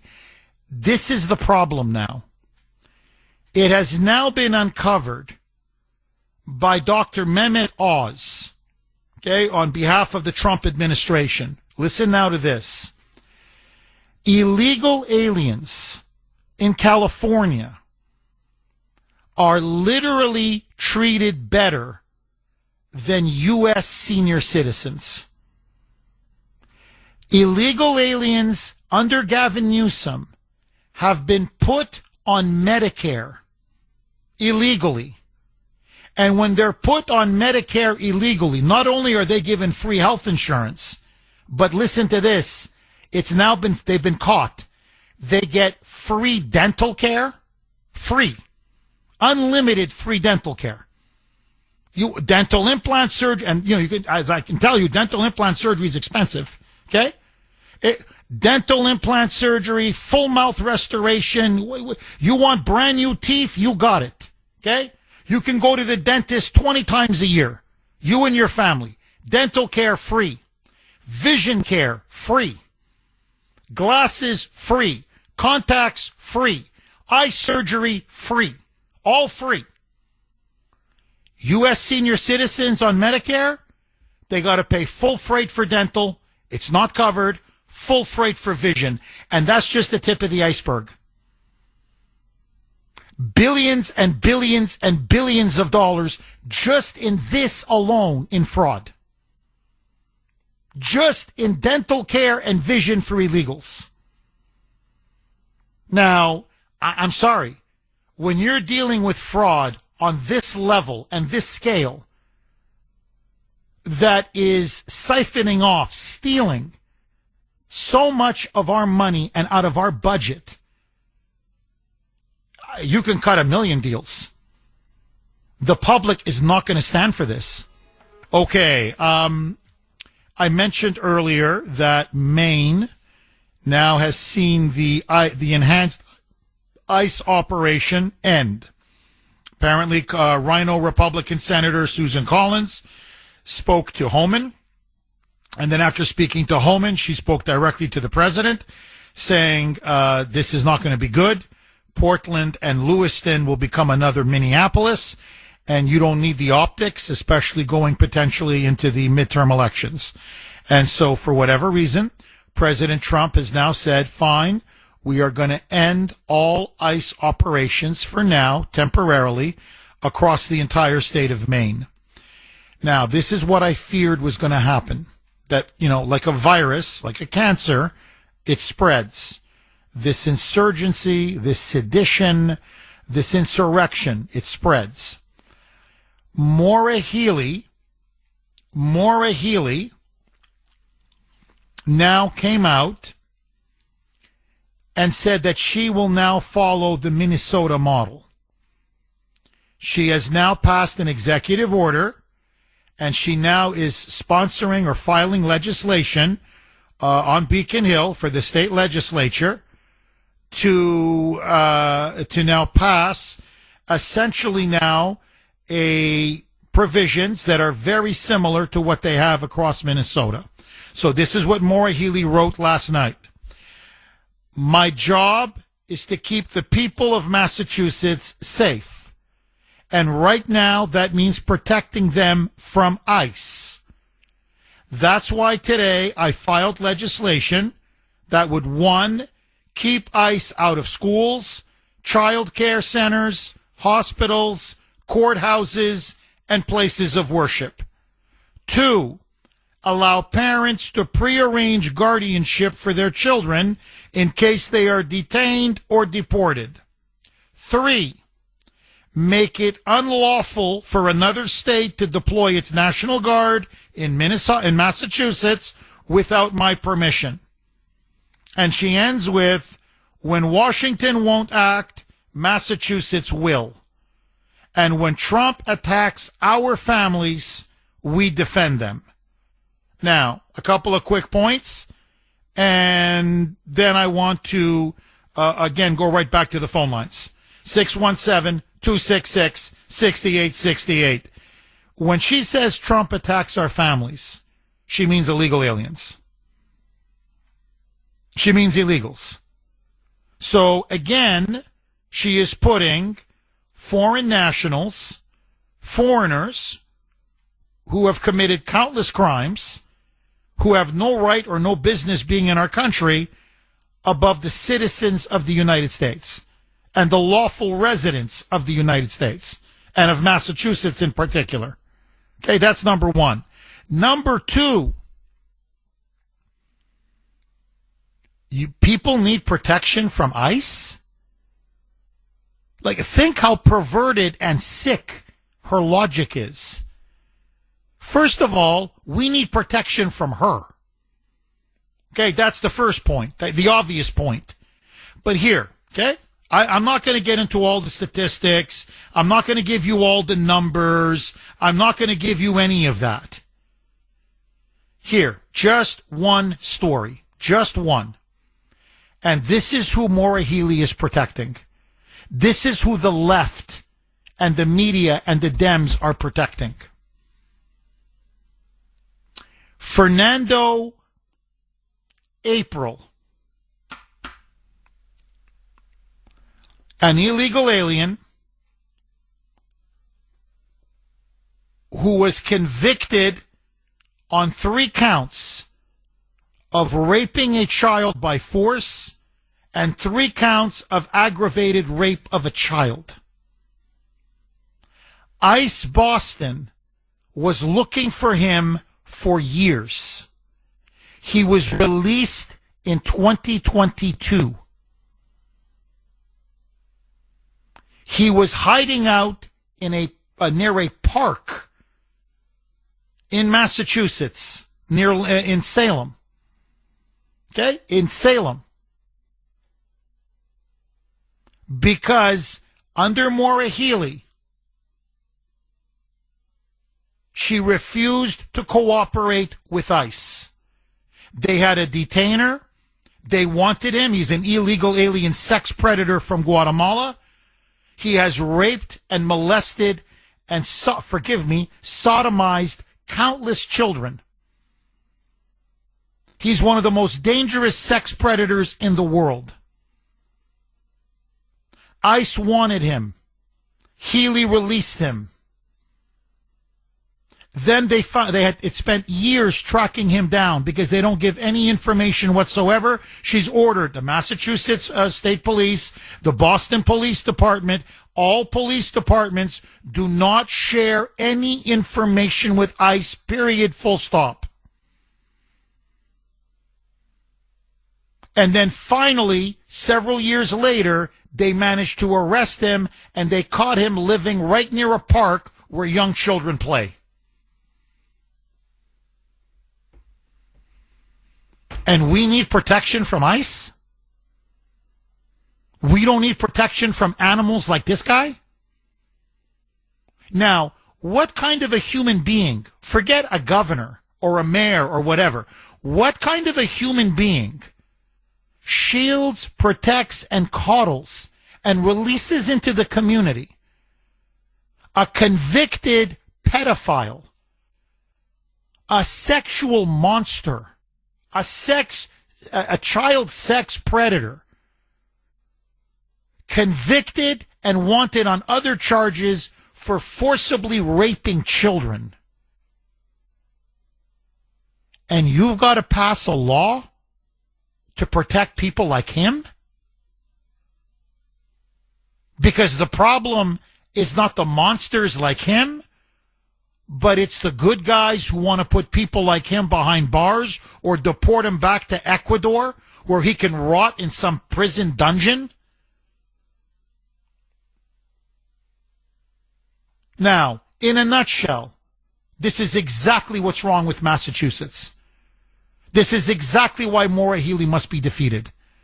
This is exactly why, as bad as Charlie Parker was, okay? Chicken Charlie, okay? Charlie Baker. As bad as Charlie Baker was, This is even worse. This is even worse. Now, I'm telling you, okay, I'm telling you, I'll stake my reputation on it. In the 2.5 years that he was released into the public here in Massachusetts, you think this compulsive sexual pedophile, this sex predator, you don't think he molested any other kids? You don't think he raped any other kids? These animals are so compulsive, they can't go a week or 2 weeks without raping a child. And you released him into the community and you wouldn't even hand over where this guy was staying?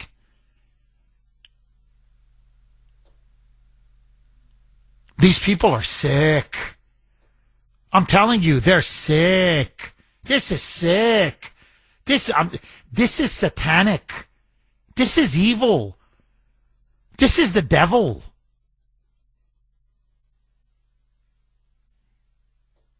This is now what's going to spread to other states. Because look at it from the devil's point of view. Look at it from the Democrats' point of view. Just put enough paid agitators on the streets. Just put enough Antifa thugs and middle-aged women and put a couple of children in there as human shields. And if you harass ICE enough and you assault them enough and you obstruct them enough, and as Peggy Flanagan, the lieutenant governor of Minnesota, said, put your bodies on the line, get a couple of Alex Preddies or Renee Goods, useful idiots, as Lenin called them, and have them get shot and killed, you can run ICE right out of your city or right out of your state. And they'll just take a couple hundred criminals from the prisons and jails, Holman, and say, okay, we got enough, let's move on. Yes, yes. Don Lemon has been arrested. Good, good. 8:50 on the great WRKO. What a way to start a Friday. You want to talk about good news on a Friday? So, very quickly, I promise I'm going to go right back to the phone lines. But Don Lemon, as he likes to call himself, has been arrested for storming City's Church in Minneapolis, St. Paul, Minnesota. If you remember, he led Antifa thugs into storming a Baptist church. What was this, maybe a couple of weeks ago? Deliberately disrupting and shutting down worship services. The 3 ringleaders were arrested, what was it, a week ago. Now, finally, he's been arrested himself. Apparently, Lemon is facing conspiracy against rights charges and a violation of the FACE Act. If convicted, he will spend several years in prison. So he is looking at hard prison time should he be convicted. Look, they've so politicized the judicial system. And you now have such politicized juries and judges. Arresting him is a good first step. But I want to see him now indicted. And I want to see him obviously convicted and spending real time in jail. Okay, I want to see this man convicted and put behind bars for at least a couple of years. Because he organized it. He masterminded it. What he did was illegal. And I think it's about time that we held these propaganda Democrat hacks who think that they're above the law to hold them finally accountable. Just because you claim to be a journalist doesn't mean you can break the law with impunity. And it's look, maybe that's where Pam Bondi has been the last couple days. So if that's the case, then, I'll give her a little bit more time because this is a very nice arrest. Now, my advice, go right after this, go after Ilhan Omar. Some people sprayed something. Go after her for massive fraud and theft. The woman is a crook. and then you denaturalize her, you strip her of her naturalization, and you send her back to Somalia. 617-266-6868. Jay on the North Shore. Thanks for holding, Jay, and welcome. Was it Jay from New Hampshire? That's Jay in New Hampshire. I'll do that. Go ahead, Jay.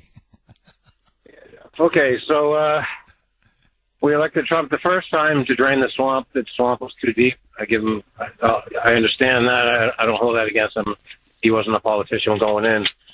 Second time, we elected him to undo Biden's invasion. In the first presidency, the George Floyd street commies did not stop burning cities until Biden stole the election, basically. We cannot let street commies control our policies. Trump is our great hope. We are the last unindoctrinated generation. We voted for him, and he needs to do what we voted for him to do, or he's going to lose the midterms, and they're going to impeach him. And if he loses the midterms, it's over for us, I think. Obama never took his foot off the accelerator with implementing his communist policies, and Trump just slammed on the brakes for what we voted for. He put in Kash Patel. What's he done with the FBI? He's done nothing to clean up the FBI. He put in Bondi. What has she done to clean up the swamp? He hasn't done anything except for this nice arrest he just announced.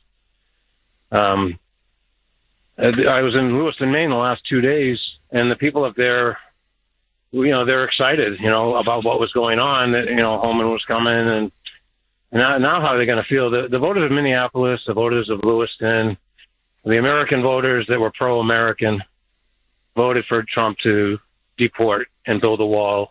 The next Democrat that gets in there is going to tear the wall down, and we're going to have another invasion, and the country's going to be over. We got to do this. We can't let the street commies dictate policies ever. This has gone on, and all over the world throughout history. We see the results, and they win. And the worst politicians, Walz, Fry, Collins, he's going to cave into them and make them the heroes of the left. I mean, they should be arrested for fraud and obstruction, not put on a pedestal for what they're doing. So, I don't know. I think that was pretty much. I mean, they're going to outlaw ICE. I have to say this, and I agree with you completely. As I like to say, 1,000%, not 100, 1,000%. We have to give the devil its due. I really do. I think we have to be honest to know the enemy that we're facing. Say what you want about Tampon Tim. He told his people to take it to the streets, and he stood by him. He stood by him. In fact, not only did he stand by him, every single day he ratcheted up the rhetoric. He went on about Anne Frank. These are the Nazis. School children are being thrown into concentration camps. I don't know if you saw what he said yesterday. Yeah, I mean, he cuts this deal with Holman in the morning, and in the afternoon, he went on MS Now. You can look it up. He literally said this is the second Civil War. His words, not mine. He said this is Fort Sumter all over again. And he said that Trump and the federal government have fired the first shots in a civil war. And Walt says, I am defending my people, my constituents, my voters. So he's saying we're in a civil war as far as I'm concerned. Minnesota is effectively seceded, and we're going to beat them. We're going to fight them to the death.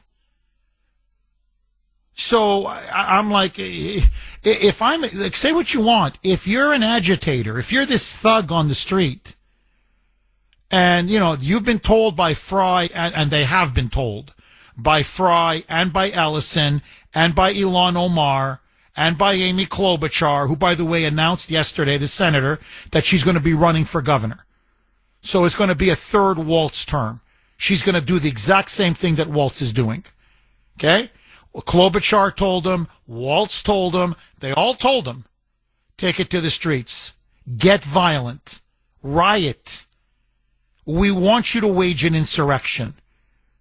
We want you to obstruct law enforcement, block them, interfere them, prevent them from arresting a single criminal illegal alien. Okay, this is all illegal. It's law-breaking, it's anarchy, it's illegal. Everything they told them to do is illegal. They got their back. Like, I'm telling you right now, if I'm a protester in Minneapolis, you can say whatever you want about me. But when I go into battle against ICE, and it is battle, okay, it's like, as one of my friends told me who lives there, a journalist, he said, this is a military-style operation being led by the left.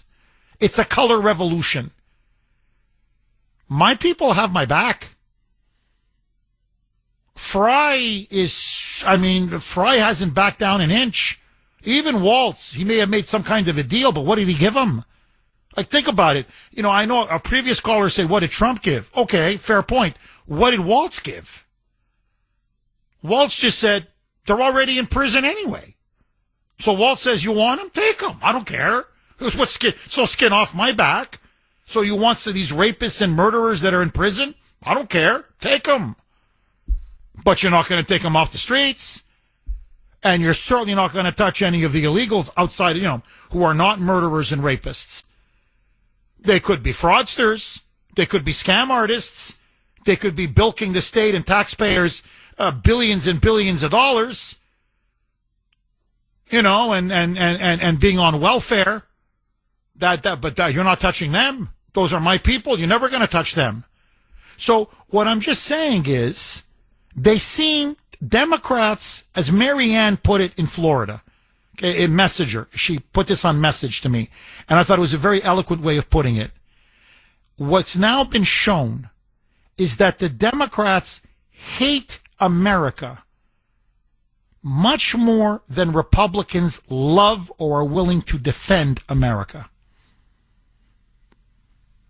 There's no question. There's no question. So I got to say this. They stood strong in Minneapolis. They stood strong in Maine. They stood strong in Illinois and Chicago. Look at Mamdani. Mamdani doesn't give an inch. Newsom doesn't give an inch. Karen Bass, the crazy Marxist mayor of L.A., doesn't give an inch. The mayor of Portland up in Oregon, the mayor of Seattle up in Washington State, they're not giving an inch. So if you go to the barricades, and they're going to the barricades, the one thing is my side will never stab me back. Now, I want to ask everybody this. If you're Greg Bavino, how do you feel today? If you're Kristi Noem, how do you feel today? If you're an ICE agent, if you're a Customs and Border Patrol agent, I'm just asking the question. I think it answers itself. How do you feel? You're put in an impossible situation. It's a no-win situation. You're asked to arrest as many of these illegals as possible. But the local police are against you. The state police against you. The political authorities against you. And you're facing a violent, vicious, out-of-control, rampaging mob. No one's perfect. Under that kind of a situation, obviously, mistakes are going to happen. People are not perfect. And we just left them twisting in the wind until two idiots got shot. Through no fault of the agents themselves. They were both justified shootings, whatever anybody thinks about it.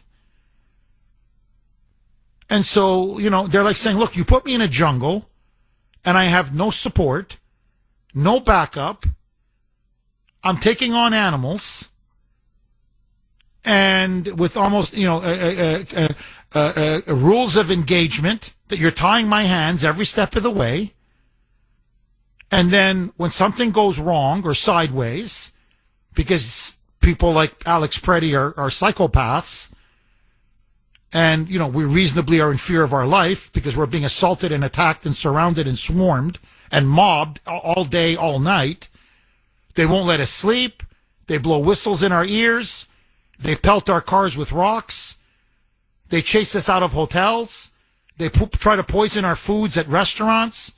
They block us in restaurants. They lock us in. They threaten to murder us. Our families are getting death threats. We're not robots. We're human beings. We're on edge. Anybody would be on edge. And then there's an incident or two, and then all of a sudden, we're thrown under the bus. All of a sudden, now we're to blame for everything. All of a sudden, Holman comes in and says, I don't want to hear that things were done perfectly. I don't want to hear that this couldn't have been done better. And, well, you can say that about anything. Nothing is perfect. When is anything in the world perfect? To me, I'm sorry, Greg Bavino is a patriot. Kristi Noem is a patriot. Those CBP agents, Customs and Border Protection and Patrol agents, are patriots. They're doing the best that they can humanly do under the most appalling, horrific conditions. And who created those conditions? The left.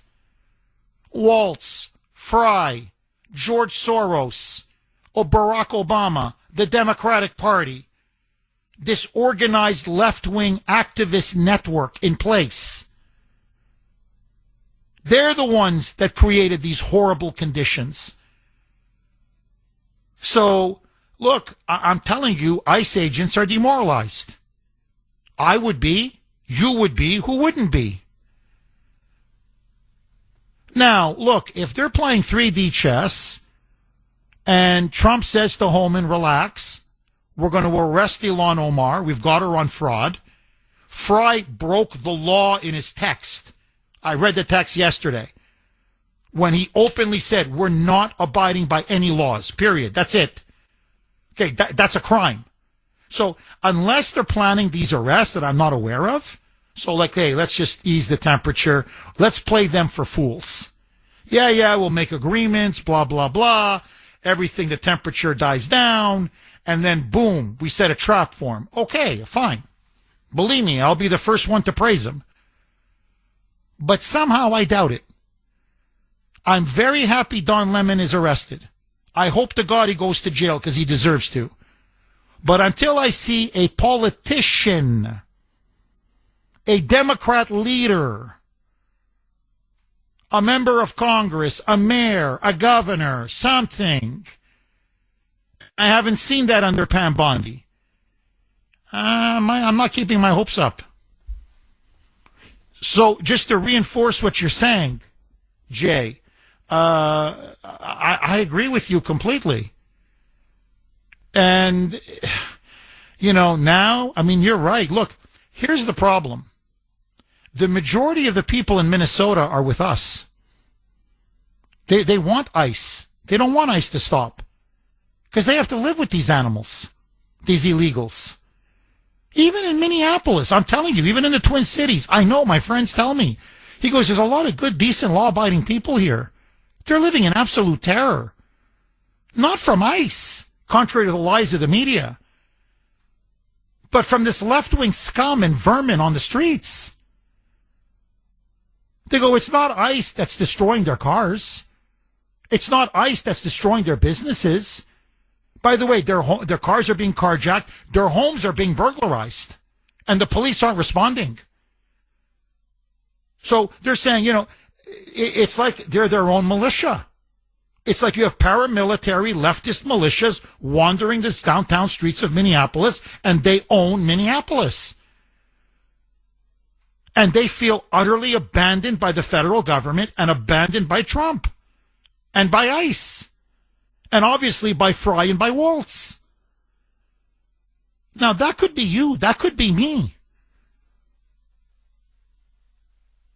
I'm in a deep blue state. You're not bad. You're in New Hampshire, okay?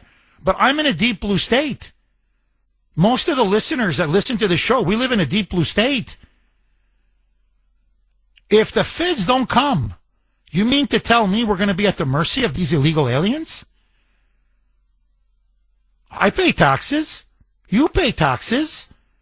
I'm a loyal, loving, patriotic American. Why should I be thrown to the wolves? What did I do? So either we have a union or we don't. Either we live in the United States of America or we don't. To me, that's the issue. Now, I'm telling you, you abandon Minneapolis, you're going to have to be forced to abandon then eventually, inevitably, other cities. Chaos, as I said yesterday, is the most dangerous thing in the world. The devil reigns in chaos. Remember, it's biblical. What I'm telling you is so profound. What did God do? He created order out of chaos. Never forget that.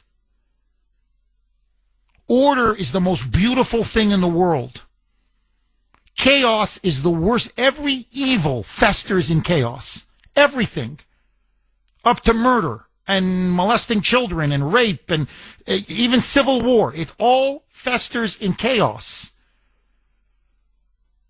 What we're watching now is potentially the unraveling of a great American city. And Minneapolis used to be a great American city. And a safe American city. And now that city unravels, other cities will unravel. And then you're potentially looking at the unraveling of America. And when a country unravels, it goes quick. It doesn't go slow. When Rome collapsed, it collapsed very fast. And that's why, to me, that's why we elected Trump.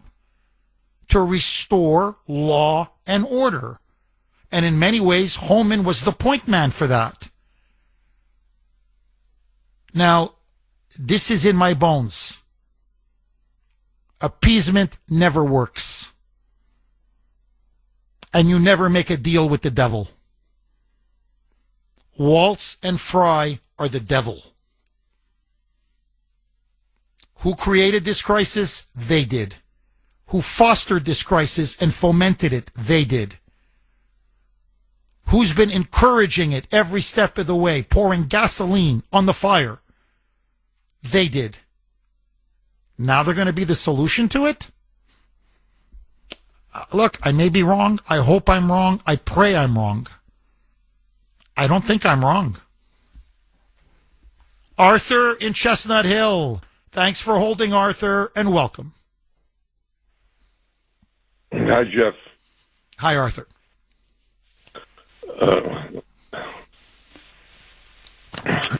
Well, you know something? We don't have any law and order in any city in this country. And we've elected people who have no right not just to be elected, but not even to be in this country.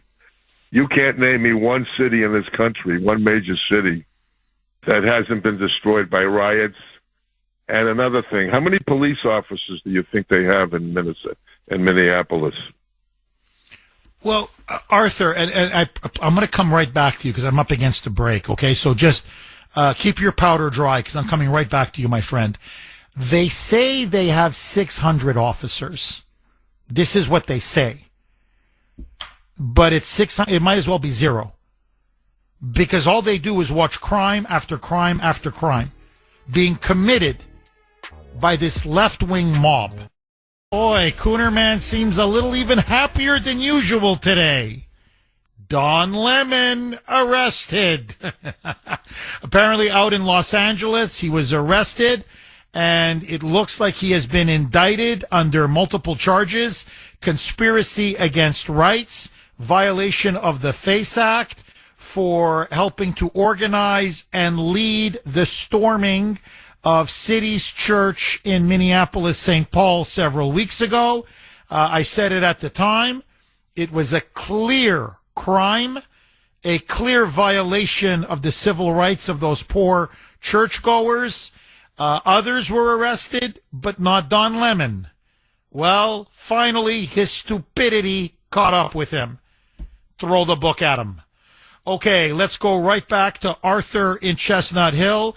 Arthur, you are making the point that really in almost every American city now, there is no law and order. Forget Minneapolis. this kind of anarchy and chaos is practically everywhere. Please pick up where you left off. Yes, and we see it here in Boston, and we see it everywhere. Just about all the major cities that are run by, especially the ones run by Democrats, have defunded their police departments, and their policing, their amount of police officers is far below the amount needed to do the job. And the first responsibility of any elected official is to protect your citizens. That's the most important thing that you do, is to protect your citizens. I've said to you many times, Jeff, especially for somebody who has a good family and cares about their children just like we all do if we have them, you're not safe anywhere. And time again, over and over again, we see that. When the George Floyd incident happened in Minneapolis, they had 800 police officers, and then 200 obviously must have quit or resigned because the staffing went way down. They probably did it in protest. We elect people in this country who don't care about law and order. They're radical. They hate this country. They must hate our citizens. They're supposed to protect us. They're supposed to, I grew up watching all police departments, all law enforcement agencies working hand in hand for the good of the country, for the good of our citizens. And now I see the exact opposite. And I don't see anybody doing anything about it. The minute that ICE, using these stupid abbreviations is ridiculous, because it makes it sound, it doesn't really give these people the description of exactly what they do, because ICE doesn't sound like what they're doing.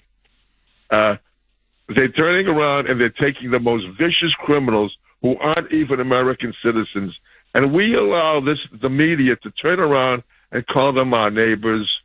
They even call them citizens. They make them sound like they're the father of the year and the family that used to be on Father Knows Best. It's ridiculous. Yeah, one thing I learned a long time: it's not always what the story is; it's how you tell it. And the people, unlike yourself, and your show should be syndicated. If ever a show should be syndicated across the country, it's this one, because this is where the truth really gets out. But you know what? It really, if we don't get rid of this kind of news reporting, if we don't get rid of the kind of people who tell the police department to stand down when there's a riot because they're derelict in their duty and should be removed on that basis alone, but we see it time and time again, and we've destroyed our cities. Not only is it not safe in our cities, we've destroyed our cities. Europe was wiped out in World War II, and their cities are beautiful because their people respect their cities. Evidently, we don't respect our cities. I'll never forget that guy in St. Louis during that riot saying, "Burn the sucker down." Is there something wrong with us that we allow and tolerate this? I've said many times on the show, Jeff, that they're organized and we're disorganized. As soon as the bell rings, they're there with picket signs that were printed the night before, ready to be handed out. The trucks are there. They have all the supplies they need to get the attention they need. Nothing happens to the violence that they cause, and no one's there to help the good guys. Everything that I was taught growing up is it's all about the good guys, and now it's all about helping the bad guys. We took a wrong turn a long time ago. We don't respect the flag. People like Elon Omar can turn around and say, "Goddamn United States," can steal money, can bring in a population that steals money. Veterans and people who need assistance like senior citizens can't get a dime. Can't even get anybody to help them on the telephone. How do these people get this money? I mean, I don't even think they. How could they possibly get that much money from our Congress? Because that's where it comes from. Where's the Republican Party in this? Where's the Speaker of the? Who allows this money? And it's not. And Minnesota is just a tip of the iceberg, because people who steal money like this, and I've seen it all my life. When somebody finds out about a way to swindle money, they tell all their buddies, and so that's how a crime wave starts. You know, this is the biggest. The Democratic Party. Oh, you're dead on. Look, the Democratic Party is a terrorist party, I'm being honest. It's a criminal party. Joining us now, as she always does at this time, she is the co-founder, CEO, and president of Kelly Financial Services. And yes, that is her wonderful name, Kelly. Kelly, how are you? Good morning, Jeff. I am good. If you're part of what's called the sandwich generation, helping aging parents, supporting adult children, and still trying to protect your own future, you already know how stretched life can feel. What many people don't realize is that this season of life often comes with some of the highest tax pressure. You may be earning more, paying for health care, helping family, and navigating changing income all at the same time. And taxes don't just affect what you owe in April. They impact your cash flow, your flexibility, and how confident you feel making decisions for the people who depend on you. That's why we created our complimentary investor guide, Tax Strategies for Retirement. Buckets create tax choices. It helps families understand how different tax buckets work together and how being more tax aware today can create more options tomorrow. To request your copy, give us a call or email Kelly at kellyfinancial.org. Jeff, I'll continue this conversation with our Kelly advisors tomorrow morning at 9 a.m. on Safe Money Strategies Radio. Do tune in or visit our website for the Radio Rewind. Jeff, have a wonderful weekend. My best to Grace and the kiddos. Thank you, Kelly. All the best to you and everyone at Kelly Financial. To get a free copy of that guide, and I urge all of you, if you can, do get it. Call now, 888-800-1881, 888-800-1881, or you can actually email Kelly herself personally, Kelly at kellyfinancial.org.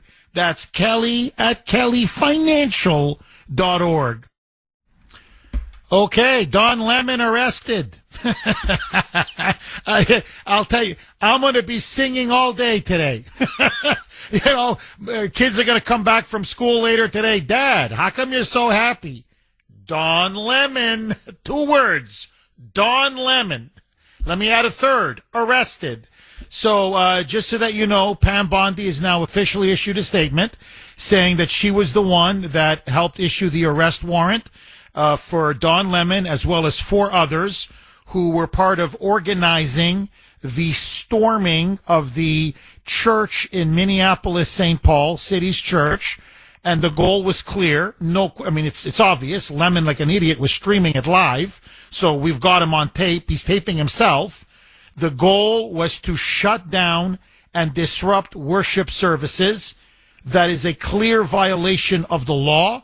She's charging him with conspiracy against rights and with violation of the FACE Act.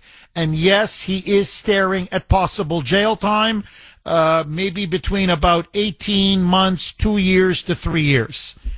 Whatever it is, throw the book at him. It's about time that the corrupt media in this country be held accountable. And there's no one more corrupt than Don Lemon. Richard in New Hampshire. Thanks for holding, Richard, and welcome. Good morning, Jeff. Hi, Richard. Well, I haven't called you in a while. I called you back in November when all this ruckus started out there in Minneapolis. And you were saying that Trump should enforce the Insurrection Act? The Insurrection Act. Has it been that long, Richard? Yeah. And so 2.5 months the Kuhner man's been saying Insurrection Act. All right, keep going, Richard. And that he wasn't going to do it because he didn't have the political war chest. The Republicans will not support him like they did in his first term. They didn't support him.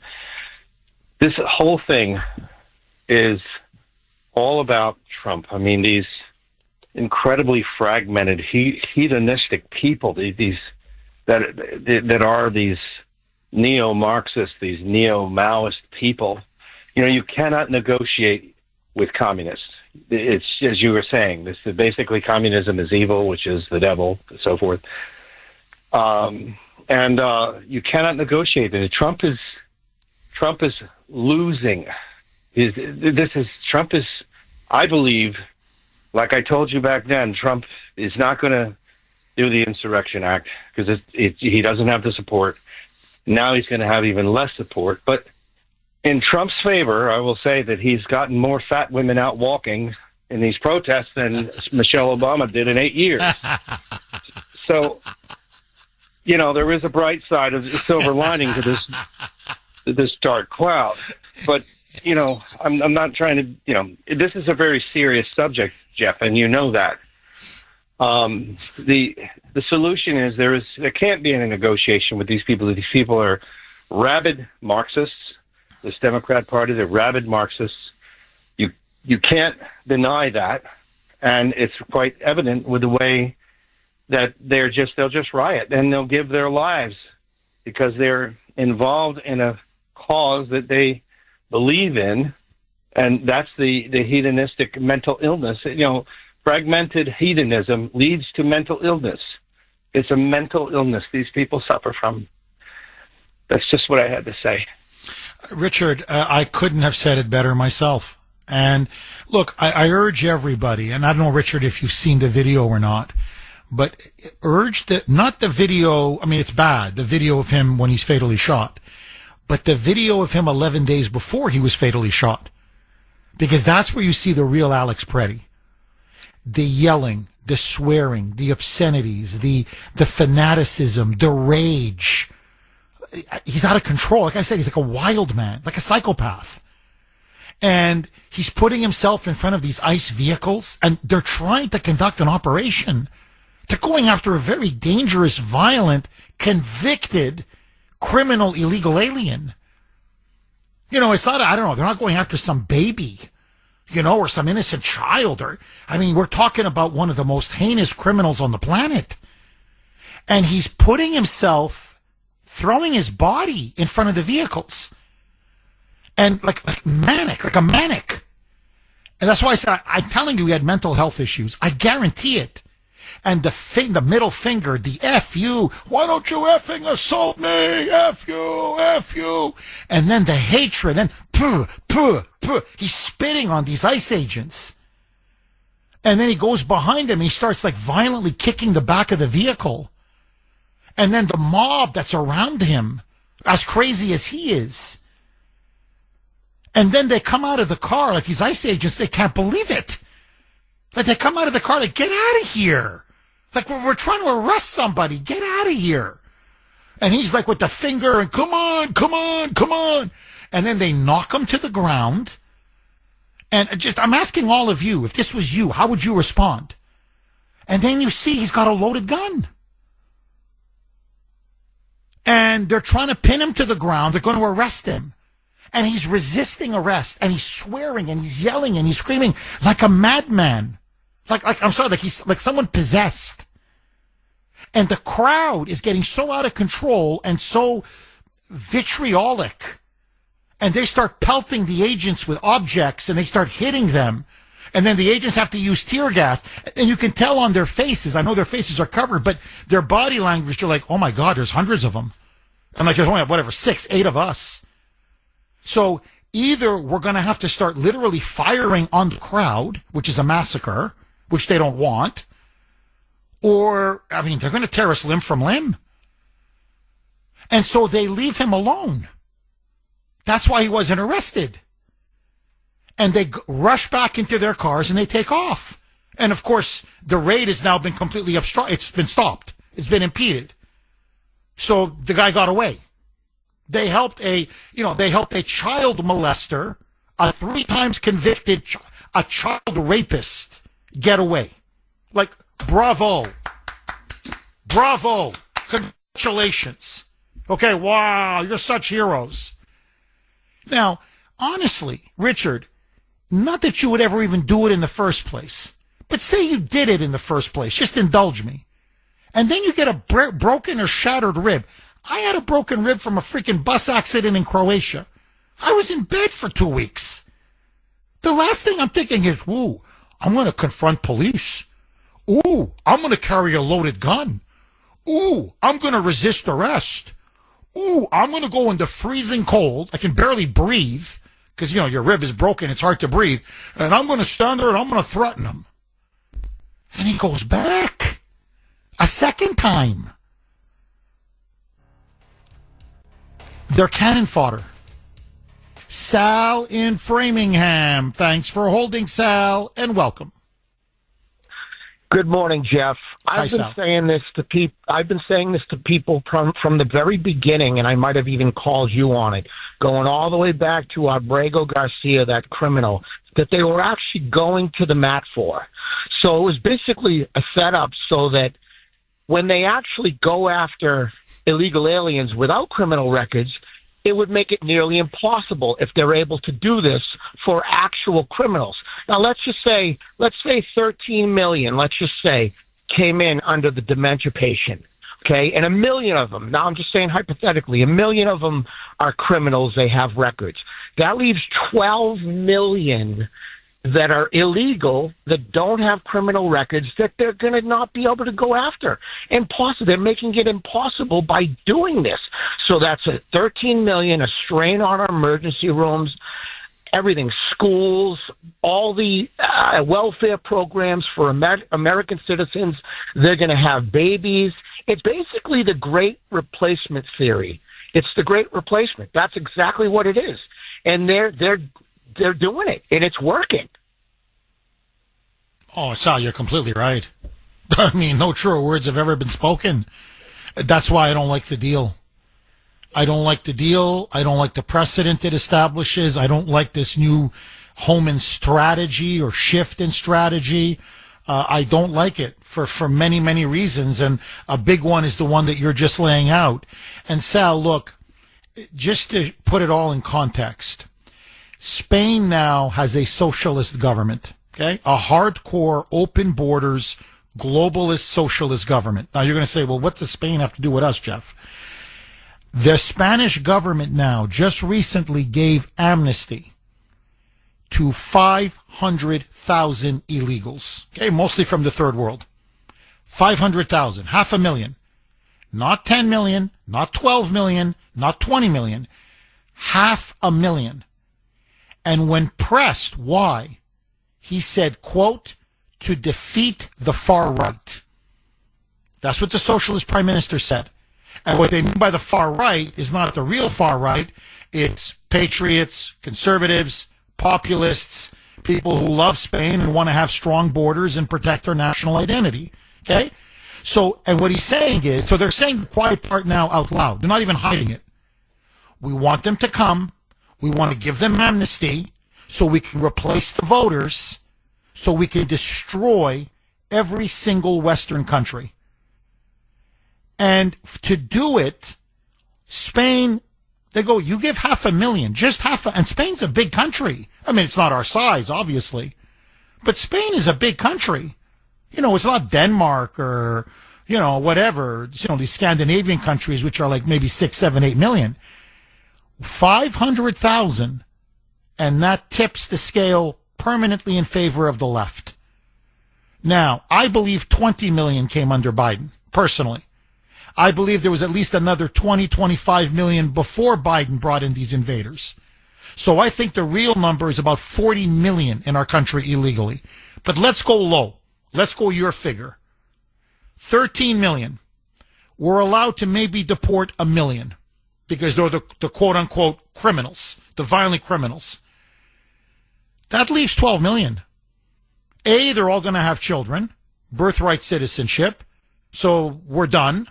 But they're going to give the Democrats, the next time they come back to power, they even said it, we're not making that mistake again. We're giving out every illegal amnesty.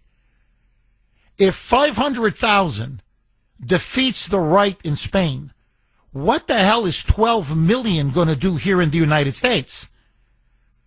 You give amnesty to 12 million, Texas is finished. It's no longer a red state. New Hampshire, finished. Pennsylvania, finished. Michigan, Wisconsin, Georgia. I can go state after state. Arizona, Nevada. The Republicans will never win another election again. And more importantly, MAGA will never win another election again. It's the whole ballgame. Sal, am I wrong?